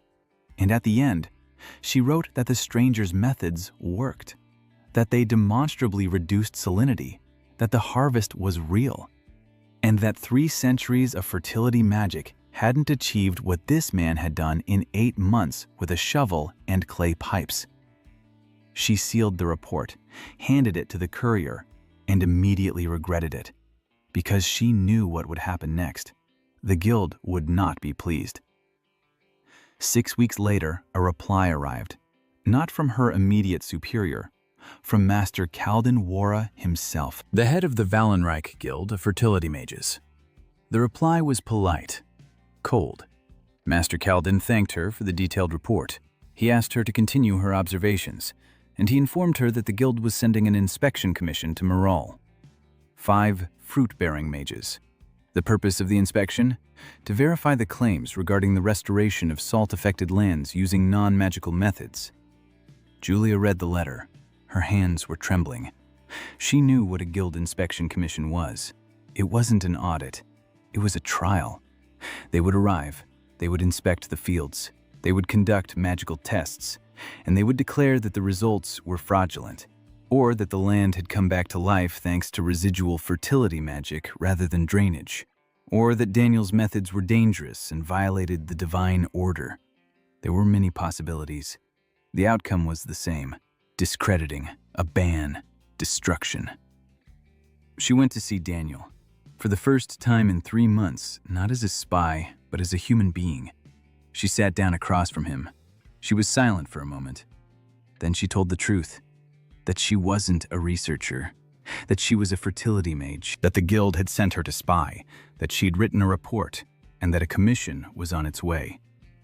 Daniel listened, silently, his face expressionless. When she finished, he was silent for a moment. Then he asked what was in her report. She said the truth, that his methods work. He asked why she was telling him this now. She said it was because the commission wasn't coming to investigate. The commission was coming to destroy, and she didn't want to be a part of that. Because over the past 3 months, she'd seen the land come back to life. She'd seen people eating. She'd seen children stop coughing. And if everything she knew about magic was true, then this was impossible. But it's happening, so not everything she knew was true. Daniel nodded. Then he said that the commission might come, that he wouldn't hide, that he'd show them everything, the fields, the drainage, the numbers. Let them check, let them measure, let them test. The truth isn't afraid of scrutiny. Julia shook her head. She said he didn't understand, that they didn't need the truth. They needed his methods to be declared heresy. Because if the land comes to life without magic, if the peasants can feed themselves without the guild's blessings, then the guild is unnecessary. And the Guild of Fertility Mages is the richest and most influential organization on the continent. They control the harvests of the 5 kingdoms. They take a tithe from every field. They receive subsidies from every crown. For 3 centuries, they've been indispensable. And now a man with a shovel shows up and says they're not needed? They won't let that happen. Daniel looked at her. Then he turned to May, who was standing nearby and listening. At Sion-Ah, who was sitting off to the side and listening as well. At Liz, who was standing there with her mouth agape. Then he turned back to Julia. He asked whose side she was on. Julia was silent. Then she said she didn't know, that she'd been on the guild's side her whole life, but that now, for the first time, she wasn't sure. He said he didn't need her to be on his side. He needed her to be on the side of the truth. What if the commission came and proved that his methods didn't work, that the results were fake, that the drainage was useless? He'd leave, no arguments. But if they came to lie, If they rigged the data, falsified the tests, declare heresy what saves people's lives. Then he needs a witness, someone who knows both magic and engineering, someone who can speak the truth in a language that both mages and peasants will understand. Julia looked at him. Then she nodded. May looked at Julia, without warmth, without trust, but with something resembling respect. Admitting to espionage required more courage than continuing to lie. Liz exhaled. She said she would tell her sister that the Duchess needed to know about the commission. She needed to prepare. Daniel nodded. He wrote to Evelyn himself, a long letter, the first long letter ever. He described the situation. He described the threat. He asked her not to intervene by force. He asked her to give him the chance to prove his case publicly, before the commission, before witnesses, before anyone who wanted to watch. Evelyn replied 3 days later, in a single line. She wrote that she would be there. The commission arrived a month later. The commission arrived early this summer. 5 fertility mages in white robes, riding on thoroughbred horses, with a dozen servants and 3 carts of equipment. Under the head was not called in war himself. He sent his deputy, Magister Oren Talva, 50 years old, gray beard, a heavy gaze. A man who 30 years has been inspections and not time did, issued a positive conclusion. Not time. Evelyn arrived for a day before them, at 20 soldiers, with advisor Dorvin, with a notary who was record every word. She looked different, not exhausted, not despairing. Focused. Dark clothes, straight back. She said hello to Daniel briefly. She asked if he was he. He was. He said that he was ready. What the fields say themselves, speak themselves. What he has to hide. She nodded. She looked at fields, 150 hectares of wheat, green, tall, already beginning to turn with gold. The ears are heavy, the stalks are sturdy. On ground on 3 centuries had been considered dead. She ran her hand over the tips of the ears of grain. She said nothing, but Daniel saw her fingers tremble slightly. The commission began its work the next morning. Master Oren was methodical. He inspected every field, every drainage channel, every filtration station. He took soil samples, water samples. He conducted magical tests. His mages drew runes on the ground and watched them glow. A blue light signaled residual fertility magic. Green signaled natural fertility. Red signaled a curse. The runes in Daniel's fields glowed green, pure, bright. No magic, no curse, just healthy soil. Oren stared at the runes. His face was expressionless, but Daniel noticed how he clenched his jaw. The green light was a problem, for him, for the guild. Green meant that the soil was healthy on its own, without magical intervention. If this made it into the official report, the guild would find itself in an impossible situation. For 3 centuries, they had claimed that the salt of oblivion was a magical curse that could only be lifted by magic, and now the land was healthy, without a single spell, with furrows, pots, pipes. Oren spent 3 days in the fields. On the 4th day, he gathered his commission in the tent. They shut themselves in. They deliberated for 4 hours. Then he came out. He announced a public hearing, tomorrow morning, in the camp square, in front of everyone. The morning was clear, hot. The entire square of Solyani Broad was packed with people, 300 camp residents, peasants from the surrounding villages, merchants, vagabonds, even a few knights from the Mural garrison. Everyone had come. Everyone was watching. Oren stood before the crowd, in a white robe with the guild's staff. 4 mages stood beside him. Behind them were Evelyn and her soldiers, the notary with his quill. On the other side was Daniel. With him were May, Sona, Julia, and Liz. Hannah stood in the crowd, with 3 knives, just in case. Oren began to speak. His voice was steady, academic. He said that the commission had conducted a thorough investigation, that the soil in the plots did indeed show a decrease in salinity, that plants were indeed growing, that there was indeed a harvest. The crowd buzzed. Daniel didn't move. He waited. He knew what was coming next. Oren continued. He said that, however, the Commission could not confirm that the results had been achieved by non-magical means, that perhaps the curse on this plot had naturally weakened over the course of 3 centuries, that perhaps residual fertility magic from the deeper layers of the soil had manifested on its own, that the stranger's methods might have coincided with a natural process, and that to claim otherwise would be premature and unscientific. Silence. Then May stepped forward. Daniel didn't stop her. May spoke up, loudly, so the whole camp could hear. She said she had grown up here, that she was born on this land, that her brother had died of starvation on this land, that for 3 centuries the land had been dead. For 3 centuries, not a single blade of grass. And now, what a coincidence, a stranger arrived. He dug trenches, he buried pots, and at that very moment the curse decided to weaken. Precisely in those areas where there is drainage, precisely where the pots are. But 10 paces away from the drainage, the earth remains white and dead.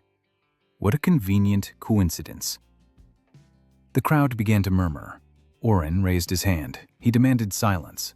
He said that a peasant woman couldn't judge magical processes, that it required years of training and magical qualifications. Then Julia spoke up. She stepped forward. She stood between Daniel and Oren. She said she was qualified, 18 years of training, a second circle fertility mage degree, guild license number 471, and that she had been observing Daniel's work for 3 months. She had conducted her own tests, magical and non-magical ones, and that the results were unequivocal. The reduction in salinity correlated only with the presence of drainage systems, only with flushing, only with pots. No residual magic, no natural weakening of the curse. It's engineering. It works. And if the Commission claims otherwise, then the Commission is lying. The silence became absolute. Oren stared at Julia, his face flushed crimson. He said she was a traitor, that she had violated her guild oath, that her license would be revoked. Julia didn't look away. She said, let them revoke it, that the truth was more important than a license. Evelyn stepped forward. She stood next to Daniel. She said that as the Duchess of Miral, she testified that she had seen the dead land. She had seen it come back to life. She had seen the harvest, and that Miral did not need the guild's permission to feed its people. Oren stood there. He looked at the Duchess, at the traitor mage, at the peasant woman, at the crowd whose bellies were full for the first time in 300 years. He realized he had lost. Here, today, in this camp. But not the war. He said that the Commission would record a dissenting opinion, that the matter would be referred to the Council of Guilds for consideration, that until the Council's decision, all practices on Miral's territory must be suspended. Evelyn said one word. No. Oren left that very day, quickly, with a guard, without saying goodbye. Daniel stood and watched as the white robes disappeared over the horizon. May approached. She stood beside him. She asked what would happen now. He said that now they would dig faster, because they had less time. After the commissions, the work accelerated. Daniel realized that he might be half a year, maybe a year. For now, advice. The guild gets together until a decision, until he organizes pressure. In this time, you need to set up, make irreversible, so large, so deeply rooted. To stop it was impossible without doing to leave 500,000 people without food. That was his strategy. Not army, not walls, not weapons. Food dependence. If Miral feeds herself and begins to feed others, if from his grains depend towns and villages beyond the wasteland, destroying its fields would mean condemning people to starvation. And starvation is something even kings fear. He worked like a man possessed, 20 hours a day. May worked alongside him. Sona would go on expeditions to gather seeds and return with sacks full of them. Liz calculated and drew diagrams. Julia began keeping records, systematic and scientific. She documented every stage, every measurement, and every result, not like a spy, but like a scientist. She began writing a book, Methods of Non-Magical Remediation of Saline Soils. Daniel helped her with the terminology. He translated his knowledge into a language that mages would understand. She translated his words into a language that academia would understand. They argued, every evening, sometimes fiercely. He said that magic wasn't science. She said that science was just another kind of magic. He said no, that science was something that could be tested, reproduced, passed on to others. She said that magic could be passed on too. He said, try passing on magic to a peasant without a magical gift, but anyone can pick up a shovel. She fell silent. She would think. Then she'd come back with a new argument. He would respond. They would argue again. May watched these arguments with the expression of someone watching two rams butting heads on a bridge. But even she acknowledged that something new was emerging from these arguments, something that existed neither in Daniel's engineering nor in Julia's magic. Synthesis. Julia discovered that her fertility magic could accelerate the growth of salt-tolerant plants in the soil remediation plots. Not replace the drainage, accelerate one stage.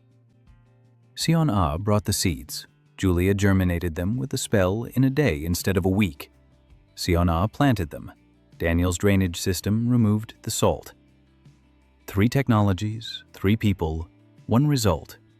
The first magician agronomist. Daniel wrote this down in his notebook. He circled it. 3 months after the commission left, the first wheat harvest came in, 150 hectares. The yield was higher than that of barley. The grain was golden, heavy, pure. May organized the harvest. 200 people in the field, with sickles, no machinery, slowly, painstakingly. But the sacks filled up, one after another. Daniel counted them. 412 sacks, from 1,500 hectares. A low yield by Earth standards, fantastic by the Wasteland standards, because the norm for the Wasteland had been 0, 300 years, 0. And now, 412 sacks. Terran stood among the sacks, old, hunchbacked. He ran his hands through the grain, let it trickle through his fingers. The golden grains flowed like sand. He raised a handful to his face. He sniffed it. Then he pressed it against his cheek. He closed his eyes. Daniel turned away. This was Terran's moment, not his. Hannah arrived a week later. She saw the sacks. She whistled. She said that was a lot, that it would be enough to feed the camp for a year, and there'd still be some left over. Daniel said he wanted to send some of the grain to be sold, to Wallenreich. Hannah froze, then she burst out laughing. She said he was crazy, that Wallenreich had been selling grain to the Wasteland for 300 years, and now the Wasteland wanted to sell grain to Wallenreich. Daniel said that was exactly right. Hannah stopped laughing. She looked at him seriously. She asked if he understood what that meant. He said he did. It meant that Morale was no longer dependent on Wallenreich. It meant that 3 centuries of monopoly were over. It meant war. She said yes. Exactly. War. He said it wouldn't be a military war, a trade war. He said he needed a trade caravan. To the capital of the Wallenreich, with grain from the Wasteland, publicly, loudly, so the whole continent could see. Hannah thought about it for 3 days. Then she agreed. Because it was the most brazen trade venture in the history of Erdwin, and because she's a merchant, and merchants love audacity. They began preparing the caravan, 20 wagons, 400 sacks of wheat, the flag of Morale, a guard of the Duchess's soldiers. Hannah led the caravan herself. May went with her, in a clean dress, the first clean dress of her life. Daniel didn't go. He stayed behind to dig the next drainage ditch on the new plot to the east, another 200 hectares. He didn't like parades. The caravan set off at dawn. Daniel stood on the hill and watched as 20 wagons headed west, the first caravan carrying grain from the Wasteland in 300 years. Liz stood beside him. She asked why he wasn't going. He said his work was here. She asked if he didn't want to see the faces of the people in the capital. He said he did. But the drainage ditches wouldn't dig themselves. She snorted. Then she ran downhill, to the trench, to the shovel, to work. Daniel watched her go, then he followed her. 3 weeks later, Hannah and May returned, with empty wagons, with full purses. and with a story that the whole of Valenreich was talking about. 20 wagons of golden wheat in the capital's main square, merchants frozen in place at their stalls, children running out to watch, the city guard not knowing what to do, May standing on the first wagon with the flag of Moral, and the king of Valenreich watching from the palace window. May recounted this in an even voice, no drama, like a water consumption report, but her eyes sparkled. Hannah added that the grain had been bought up in 2 hours, at market price, not triple the price, just the usual price, and that the buyers had asked if there would be more. Daniel nodded. He said there would be. Plenty. The answer came quickly. Valenreich announced a trade blockade of Moral, the ban on import and export of goods, prohibition on transit through Reich territory. Caravans carrying clay and tools that were in Moral were stopped at the border, turned back, confiscated. At the same time, Ostrain joined the blockade. 2 kingdoms, 2 borders. Moral found himself in the ring. Daniel found out about this from Hannah. She broke through the blockade via smuggling trails, from a single cart, with a bruise on a cheek, with a knife cut on the arm, the 2nd year. She said that at the border, they're not just customs officers, there are troops, the Valenreich Guard in full strength, and mercenaries, many mercenaries. Daniel listened. He went to Evelyn. She was in Solenbrod. She used to do more often, almost lived here for the month. I ruled the duchy from here, through messengers and letters. He said her about the blockade. She said that she knows. That got a room from both kingdoms, a demand to cease the export grain, stop the practice of restoration lands, to hand over Daniel Reed for questioning by the Council of Guilds. She showed him the note. Daniel read it. The last point was interesting, to hand him over, him personally. So the guild considers him dangerous enough to demand his extradition. That means he's doing everything right. Evelyn asked what he proposed. He said a blockade. They think they can starve Moral into submission, just as they had for 300 years. But for 300 years, Moral depended on their grain. Not anymore. Now Moral has its own grain, its own fields, its own reserves. Moral doesn't have to buy anything from Valenreich. And Valenreich has lost its most profitable market, 1.5 million people who used to buy its grain at triple the price. Now they aren't buying it. And what's more, there are the neighboring duchies, Kasan and Telred, which also used to buy from Valenreich. But now they can buy from Moral. It's closer, it's cheaper, without the triple markup. The blockade is hitting Valenreich harder than it is hitting Moral. If Moral can hold out for the first year. Evelyn listened. She thought. Then she said he needed allies, that Moral alone couldn't withstand the pressure from the 2 kingdoms, even with grain.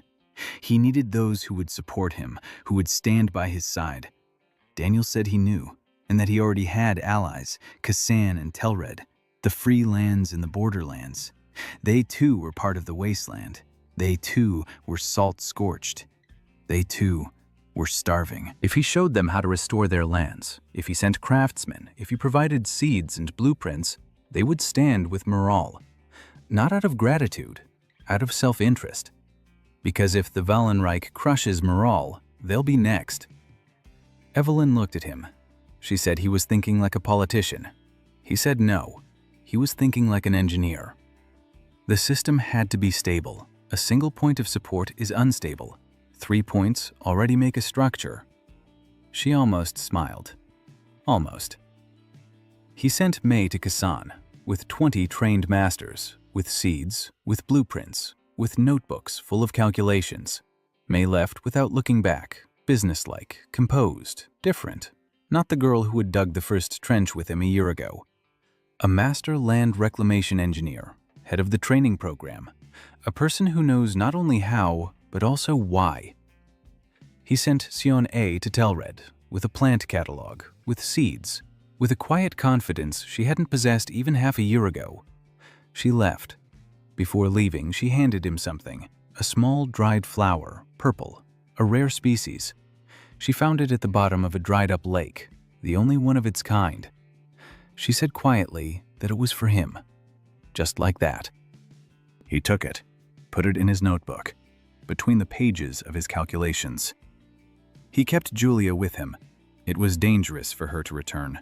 The guild had declared her a renegade, revoked her license. It confiscated her property. She was now a nobody, a mage without a guild. It's like a doctor without a license, like a soldier without an army.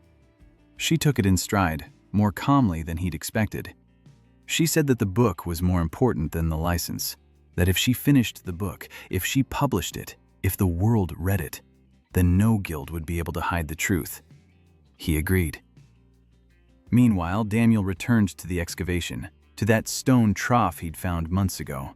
Now he had people, tools, time between harvests. He dug. Liz dug beside him. They unearthed 20 meters of the ancient trough. Then they found a wall, a stone wall, underground, with an arch, the entrance to a tunnel. Daniel took a torch. He went in. Liz followed him. The tunnel was dry, wide, taller than a person. The walls were made of hewn stone. The floor was smooth with a channel down the center, a drainage collector. A main drain, the one that gathers water from all the smaller drainage lines and carries it to the discharge point. Daniel walked through the tunnel. The torch illuminated the walls. He saw engineering perfection, precise angles, carefully calculated cross-sections, and smooth curves designed to reduce hydraulic resistance. Whoever built this understood hydraulics, understood hydrology, understood everything Daniel knew. They had walked 200 meters. The tunnel branched off, 3 directions. Signs were carved into the wall at the fork, not magical runes, engineering markings. Arrows indicating the direction of flow, numbers denoting the gradient, cross-section, flow capacity. Daniel read these signs as if they were his native language, because that was his language, the language of engineering, universal, the same in any world. Liz whispered, asking what it was. He said it was a system, an ancient one, a vast one, a continental one. Someone had built a drainage network here that covered the entire wasteland, maybe all of Erdwin. And someone destroyed it, filled in the entrances, demolished the sluices, flooded the tunnels. That's why the land died, not a curse. Infrastructure. They're back. Daniel sat down at the tunnel entrance, opened his notebook, began to sketch. From memory, from the markings on the walls, from the direction of the tunnels, a rough map of the system. The scale is monstrous. If his calculations are correct, the tunnels stretch for hundreds of kilometers. This isn't a drainage system for a single field. It's the continent's water artery. And somewhere in this system, there's a central sluice gate, the main hub, the one that controls the entire flow. If he could find it, if he could restore it, the entire wasteland would come back to life. Not in 5 years, in a single season. He sat there and drew. His hands didn't tremble. His mind was clear. For the first time in a year, he didn't see individual fields. He saw the entire system, and he knew what to do. Search the Gateway took 2 months. Daniel and Liz explored the tunnels systematically, day after day, kilometer after kilometer. Markings on walls led them, arrows, numbers, diagrams carved in stone. Someone took care to ensure the system could be word and understand, even 1,000 years. Julia was translating the inscriptions in the ancient language. Most of them were technical. Depth of occurrence, water consumption, soil type. But some were different. A phrase was carved into the wall of one of the tunnels. Julia read slowly, letter by letter. Then she looked up. Her face was pale. She said that it read as follows: "When the water recedes, when the earth dies, another will come, from beyond the boundary, the teacher of waters. Like the first, he will find what we built, and build it again." Daniel stood before the inscription. He looked at the words that had been carved 1,000 years ago. For him, personally for him. Someone knew he would come. Someone had planned this. Someone had summoned him, just as they had summoned the first one, the one who built this system. Another engineer, from another Earth, or from this one. He didn't know. But he knew it wasn't a coincidence, that he wasn't here by mistake, that his 12 years in the Deadlands had been preparation for this, to this place, to these people, to this task. He stood in the tunnel, in the darkness, with a torch, and for the first time since waking up in the cart, he felt that he was home. They found the central airlock a week later, deep underground. A huge chamber, a stone hall. 5 tunnels converged at a single point. In the center was a mechanism, massive, stone with bronze parts, levers, valves, gears. Everything was covered in centuries-old dust, but it wasn't destroyed. It wasn't broken. It had simply been stopped.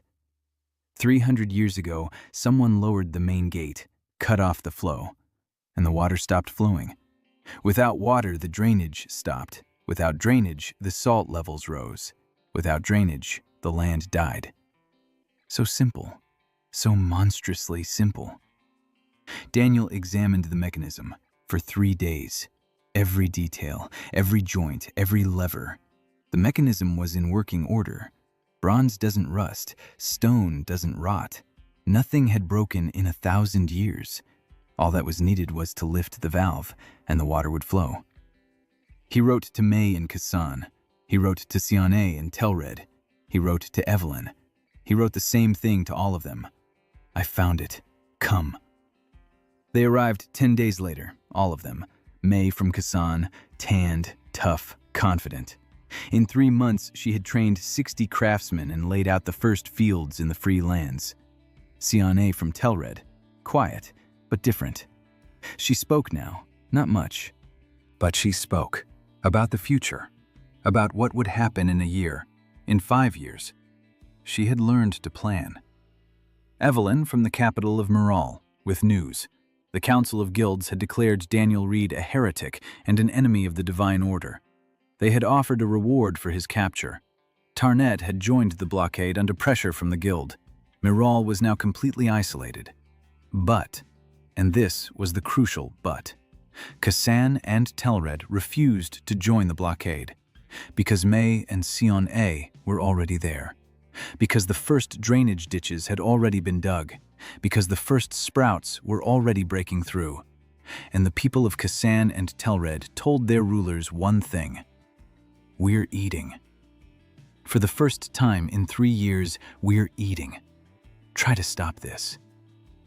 Hannah arrived last, with a bruise, with a cut, with a new scar on her arm, her 3rd in a year. She had broken through a triple cordon. She brought news from Wallenreich.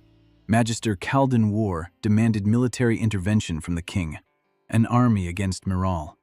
But the king hesitated, because his own merchants were already buying Meral grain through smuggling channels, cheaper, better, more of it. Going to war with the one who feeds you isn't profitable, even for a king. Kalden proposed an alternative, a public debate. Before the kings of the 5 kingdoms, before the Guild Council, before the entire continent. If Daniel Reed could prove that his methods worked without magic, that the land came to life not through divine blessing, but through furrows and pots, then the guild would back down. If not, if magic proved its necessity, Daniel would be handed over to the guild for trial.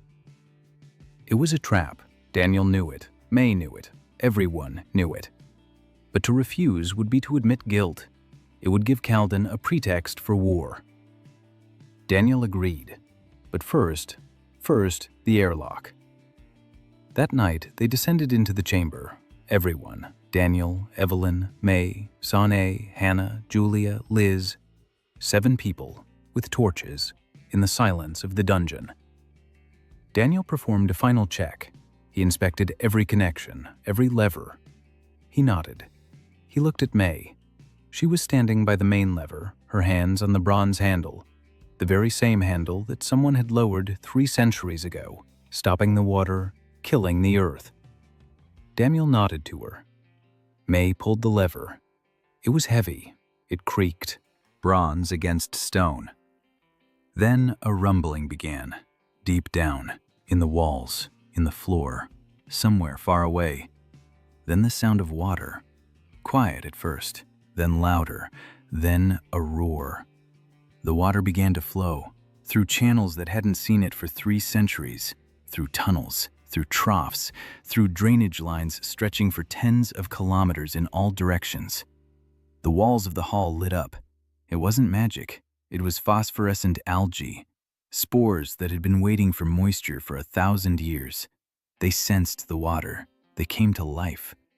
A soft green light filled the chamber. Evelyn took Daniel's hand. May was crying, quietly. For the first time in front of him, Xian-Ah was laughing, for the first time ever. Hannah lit her pipe. She said, "Holy shit." Julia whispered that it was impossible. Liz shouted that it was working. Daniel looked at the water, at the light, at the people's faces bathed in the green glow. Then he said quietly, "Hello, colleague. Thanks for waiting." The debate took place a month in city Ehrenholm, neutral territory at the junction 5 kingdoms. Great hall of City Hall, stone walls, tall windows, 5 thrones for 5 kings, rows of for the nobility, balcony for the common people. The hall was packed. The kings of the Rafet and Astrana sat on the left, King Tarnet in the center, the rulers of Kasan and Telreda on the right. The Council of Guilds took a separate box. 20 mages in white robes, Master Keldon wore at the lead. 50 years, charming, calm, with a smile of a person who knows that will win. That is why he always won. Daniel walked into the hall last, in clean clothes. Hannah brought him a jacket, not new one, but intact, without holes, no patches, refractometer on neck, notebook in pocket. Next to her with her Evelyn, in a dark dress with the coat of arms of Moral. Straight back, dark circles under the eyes, but without fear. May stood behind his left shoulder, Julia behind right, Sana and Liz by the door, Hannah on the balcony among the crowd, with my 3 knives. Keldon stood up. He spoke first. His voice was velvety, convincing. He spoke for 20 minutes. He spoke about divine order, about that magic fertility has been to people by the gods. About this, that the earth is sacred, and only a blessing can make her alive. Oh, that a person lacks magical gift cannot be able to, and not should attempt to, themselves the will of the gods. Oh, that the method strangers come out of nowhere is heresy, dangerous, destructive, threatening to the order that had preserved the continent for 3 centuries. He spoke beautifully, convincingly. People listened to him. The kings nodded. The magi hummed in approval. When he finished, the audience applauded. Then Daniel.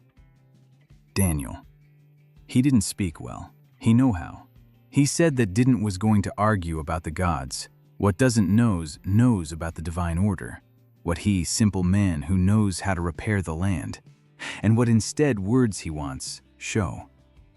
He turned toward the door. He nodded. The doors opened. And people, peasants from Pustash, from Solonoy Broad, from the villages Miral, from Kasan, from Telred, in clean clothes, from straight backs, with faces facing whose did were hunger. The first woman, that very one, the one had been over the dead garden, to whom Daniel gave the first pot. Her son was walking beside her. The boy was 7. He grew up in this year. He has turned pale. He's gotten stronger. For them, Tyran, old, hunchbacked, but alive. In hands he carried a pot. That very same one, the first one, crooked, with a crack, with which it began. Behind her, Nira, with a basket of bread, real bread, made wheat grown on land that for 3 centuries was dead. For it followed land reclamation experts, 20 from Miral, 60 from Kasana, 30 from Telred. 110 people who were able to that Daniel. Not that swell, but they knew how. They stood up for his back, silently. Daniel turned toward the room. He said that these people 3 years ago didn't eat, what their children were dying, that their land was dead. And now they are eating. Their children are alive. Their land will bear fruit, not from magic, from the grooves and pots, from pipes and filters, from labor and knowledge. If this heresy, then let be heresy. Calden listened. His smile did not change. He stood up. He said that it touching, but that the peasants can't be proof. What is magic verification? That is needed to ritual, to source of fertility. What if the earth came to life through magic? This will be confirmed. If without magic, he spread his arms. What? Well, he will accept it. He suggested to perform the ritual right here. Right, on soil from Miral. Daniel agreed. He took out from his backpack a can filled with soil, Miralskaya, from the field. Placed on table in front of the hall, Calden walked over. He took the staff. He drew a rune over the ground. The rune glowed, green, pure, bright, like at Oran's. Green, natural fertility, no magic. The hall fell silent. Calden looked at green light. His smile didn't change, but his hand twitched. He tried again, another rune, green. The third one, green. Silence. Then Julia stepped forward. She stood in front of the Council of Guilds, before her former colleagues, teachers, friends. She said that 18 years had devoted to the magic of fertility. She believed in it with heart, and that was wrong. Not entirely. Magic works, but not that as the guild. Magic is a tool, one of many, and it's by the only one. Earth is governed by laws, physical, chemical, hydrological. These laws exist since the beginning of the world, even magic, before the gods, before people. To understand these laws can anyone, a magician and a peasant, a king and a beggar. For this require talent. All it takes is a brain and hands. She picked up the book, a thick one, in leather cover. She said that here everything is written down here. Every method, every calculation, every result. Every can read it. Everyone can repeat it. Everyone can check it. She put the book on table, next to with a jar of soil, next to the green rune that was still glowing. The silence lasted a long time. Then one of the peasants spoke up, the one standing in the front row, an old man, thin, from Kasan. He said simply, "We eat. 3 years ago we didn't eat. Now we eat." Another said the same thing, and a third, and a fourth. 100 voices, all saying the same thing. "We're eating. Our children are alive. Our land bears fruit." Calden stood there listening. His smile slowly faded. He understood. He had lost. Not the debate. A debate is just words. He had lost the war. Because you can't argue with bread. You can't declare a child's full belly heresy. You can't forbid people from eating. He could have continued. He could have demanded an investigation. He could have secured sanctions from the kings. But the kings looked at the 100 peasants who, for the first time in 3 centuries, were standing tall. And the kings weighed their options. Not morality, money. Grain from Moral is cheaper, better, more. Depending on the guild is expensive. Depending on Daniel is profitable. Politics, economics, interests. The very same ones that had worked against him a year ago were now working for him. The king of Wallenreich stood up. He said the blockade was lifted, that Moral was free to practice as it pleased, that the matter was closed. Calden looked at the king, at the peasants, at Daniel. Then he turned and walked out of the hall, silently, without saying goodbye. His mages followed him, except for 3. 3 remained. They sat down. They looked at Julia, at the book, at the green rune. They were curious. The debate was over. Daniel walked out of the hall onto the square. He stood there, breathing. The sun was shining. A warm wind blew from the east, from the wasteland. No, not the wasteland anymore. From Moral's lands. From the lands that had given birth. Evelyn followed him out. She stood beside him. She was silent. Then she said it was working. He said he knew. She looked at him. He looked at her. Then she kissed him, quietly, calmly, as a matter of fact, like a report on water usage in the fields. May came out next. She saw them. She stopped. Then she snorted. She said, "Finally." And she walked over to the wagons to organize the return trip, because work wouldn't wait. They returned to Miral a week later. Daniel stood on the hill, looking out over his lands, the fields, the villages, the smoke rising from the potter's workshops, the green swaths of barley and wheat, at the people working in the trenches, at the children running between the rows. A year ago, this had been a white, lifeless plain. Now it was teeming with life. Liz ran up to him, out of breath and covered in dirt. She said that Son Ah had sent word from Telred, the first harvest, 30 sacks of barley, on land that no one before her had ever tried to cultivate. May sent word from Kasan. The drainage system is working, the fields are sown, there are sprouts. Julia was sitting under a tree, a real tree, a young apple tree that Tyron had planted half a year ago, not believing it would live to bear fruit. It had survived. The apple tree was in bloom. Julia sat beneath it and wrote. She was finishing her book, her second one, because the first had already been distributed in copies across the 3 kingdoms. Hannah brought a new batch of seeds, legally, across an open border.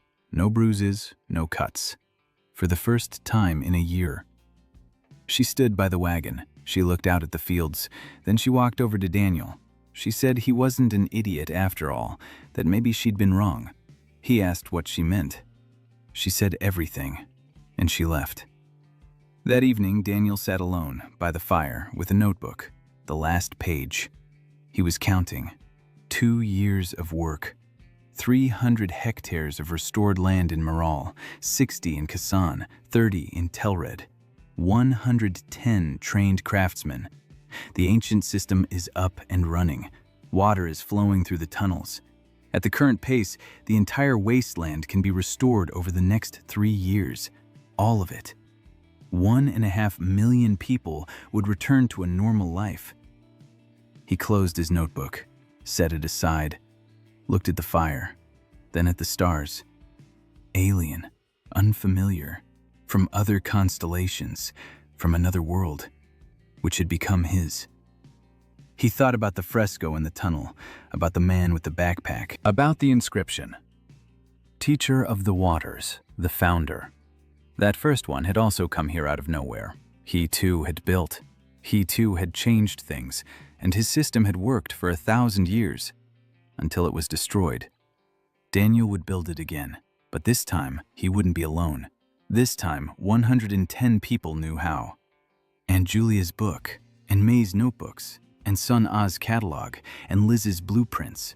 Knowledge that cannot be destroyed because it's in their minds, in their hands, in books, in all of them at once. For 12 years, he traveled through foreign lands, from project to project, from one barren land to another. He repaired, he left, he repaired again. He never stayed, he never built a house. He looked at the little cottage at the edge of the field, made of stone, with one room. The farmers had built it, for him, without asking. Just one morning he came to the field and the cottage was standing there, with a door, with a window, with a hearth. On the windowsill stood a clay pot filled with soil. A tomato sprout was poking out of the soil, small, green, with a note, in a child's handwriting, crooked letters. "This is for you, Uncle Dan, from Mira." Mira was the daughter of that woman, the first one, with the onion, with the pot. She was 5 years old. Daniel looked at the pot with the tomato, at the little house, at the fields stretching into the darkness, at the stars of a foreign sky that was no longer foreign. Then he closed his eyes. The earth doesn't know it's cursed. It knows only physics, and physics says that everything can be fixed. If you have hands, a mind, time, and someone worth staying for. He stayed.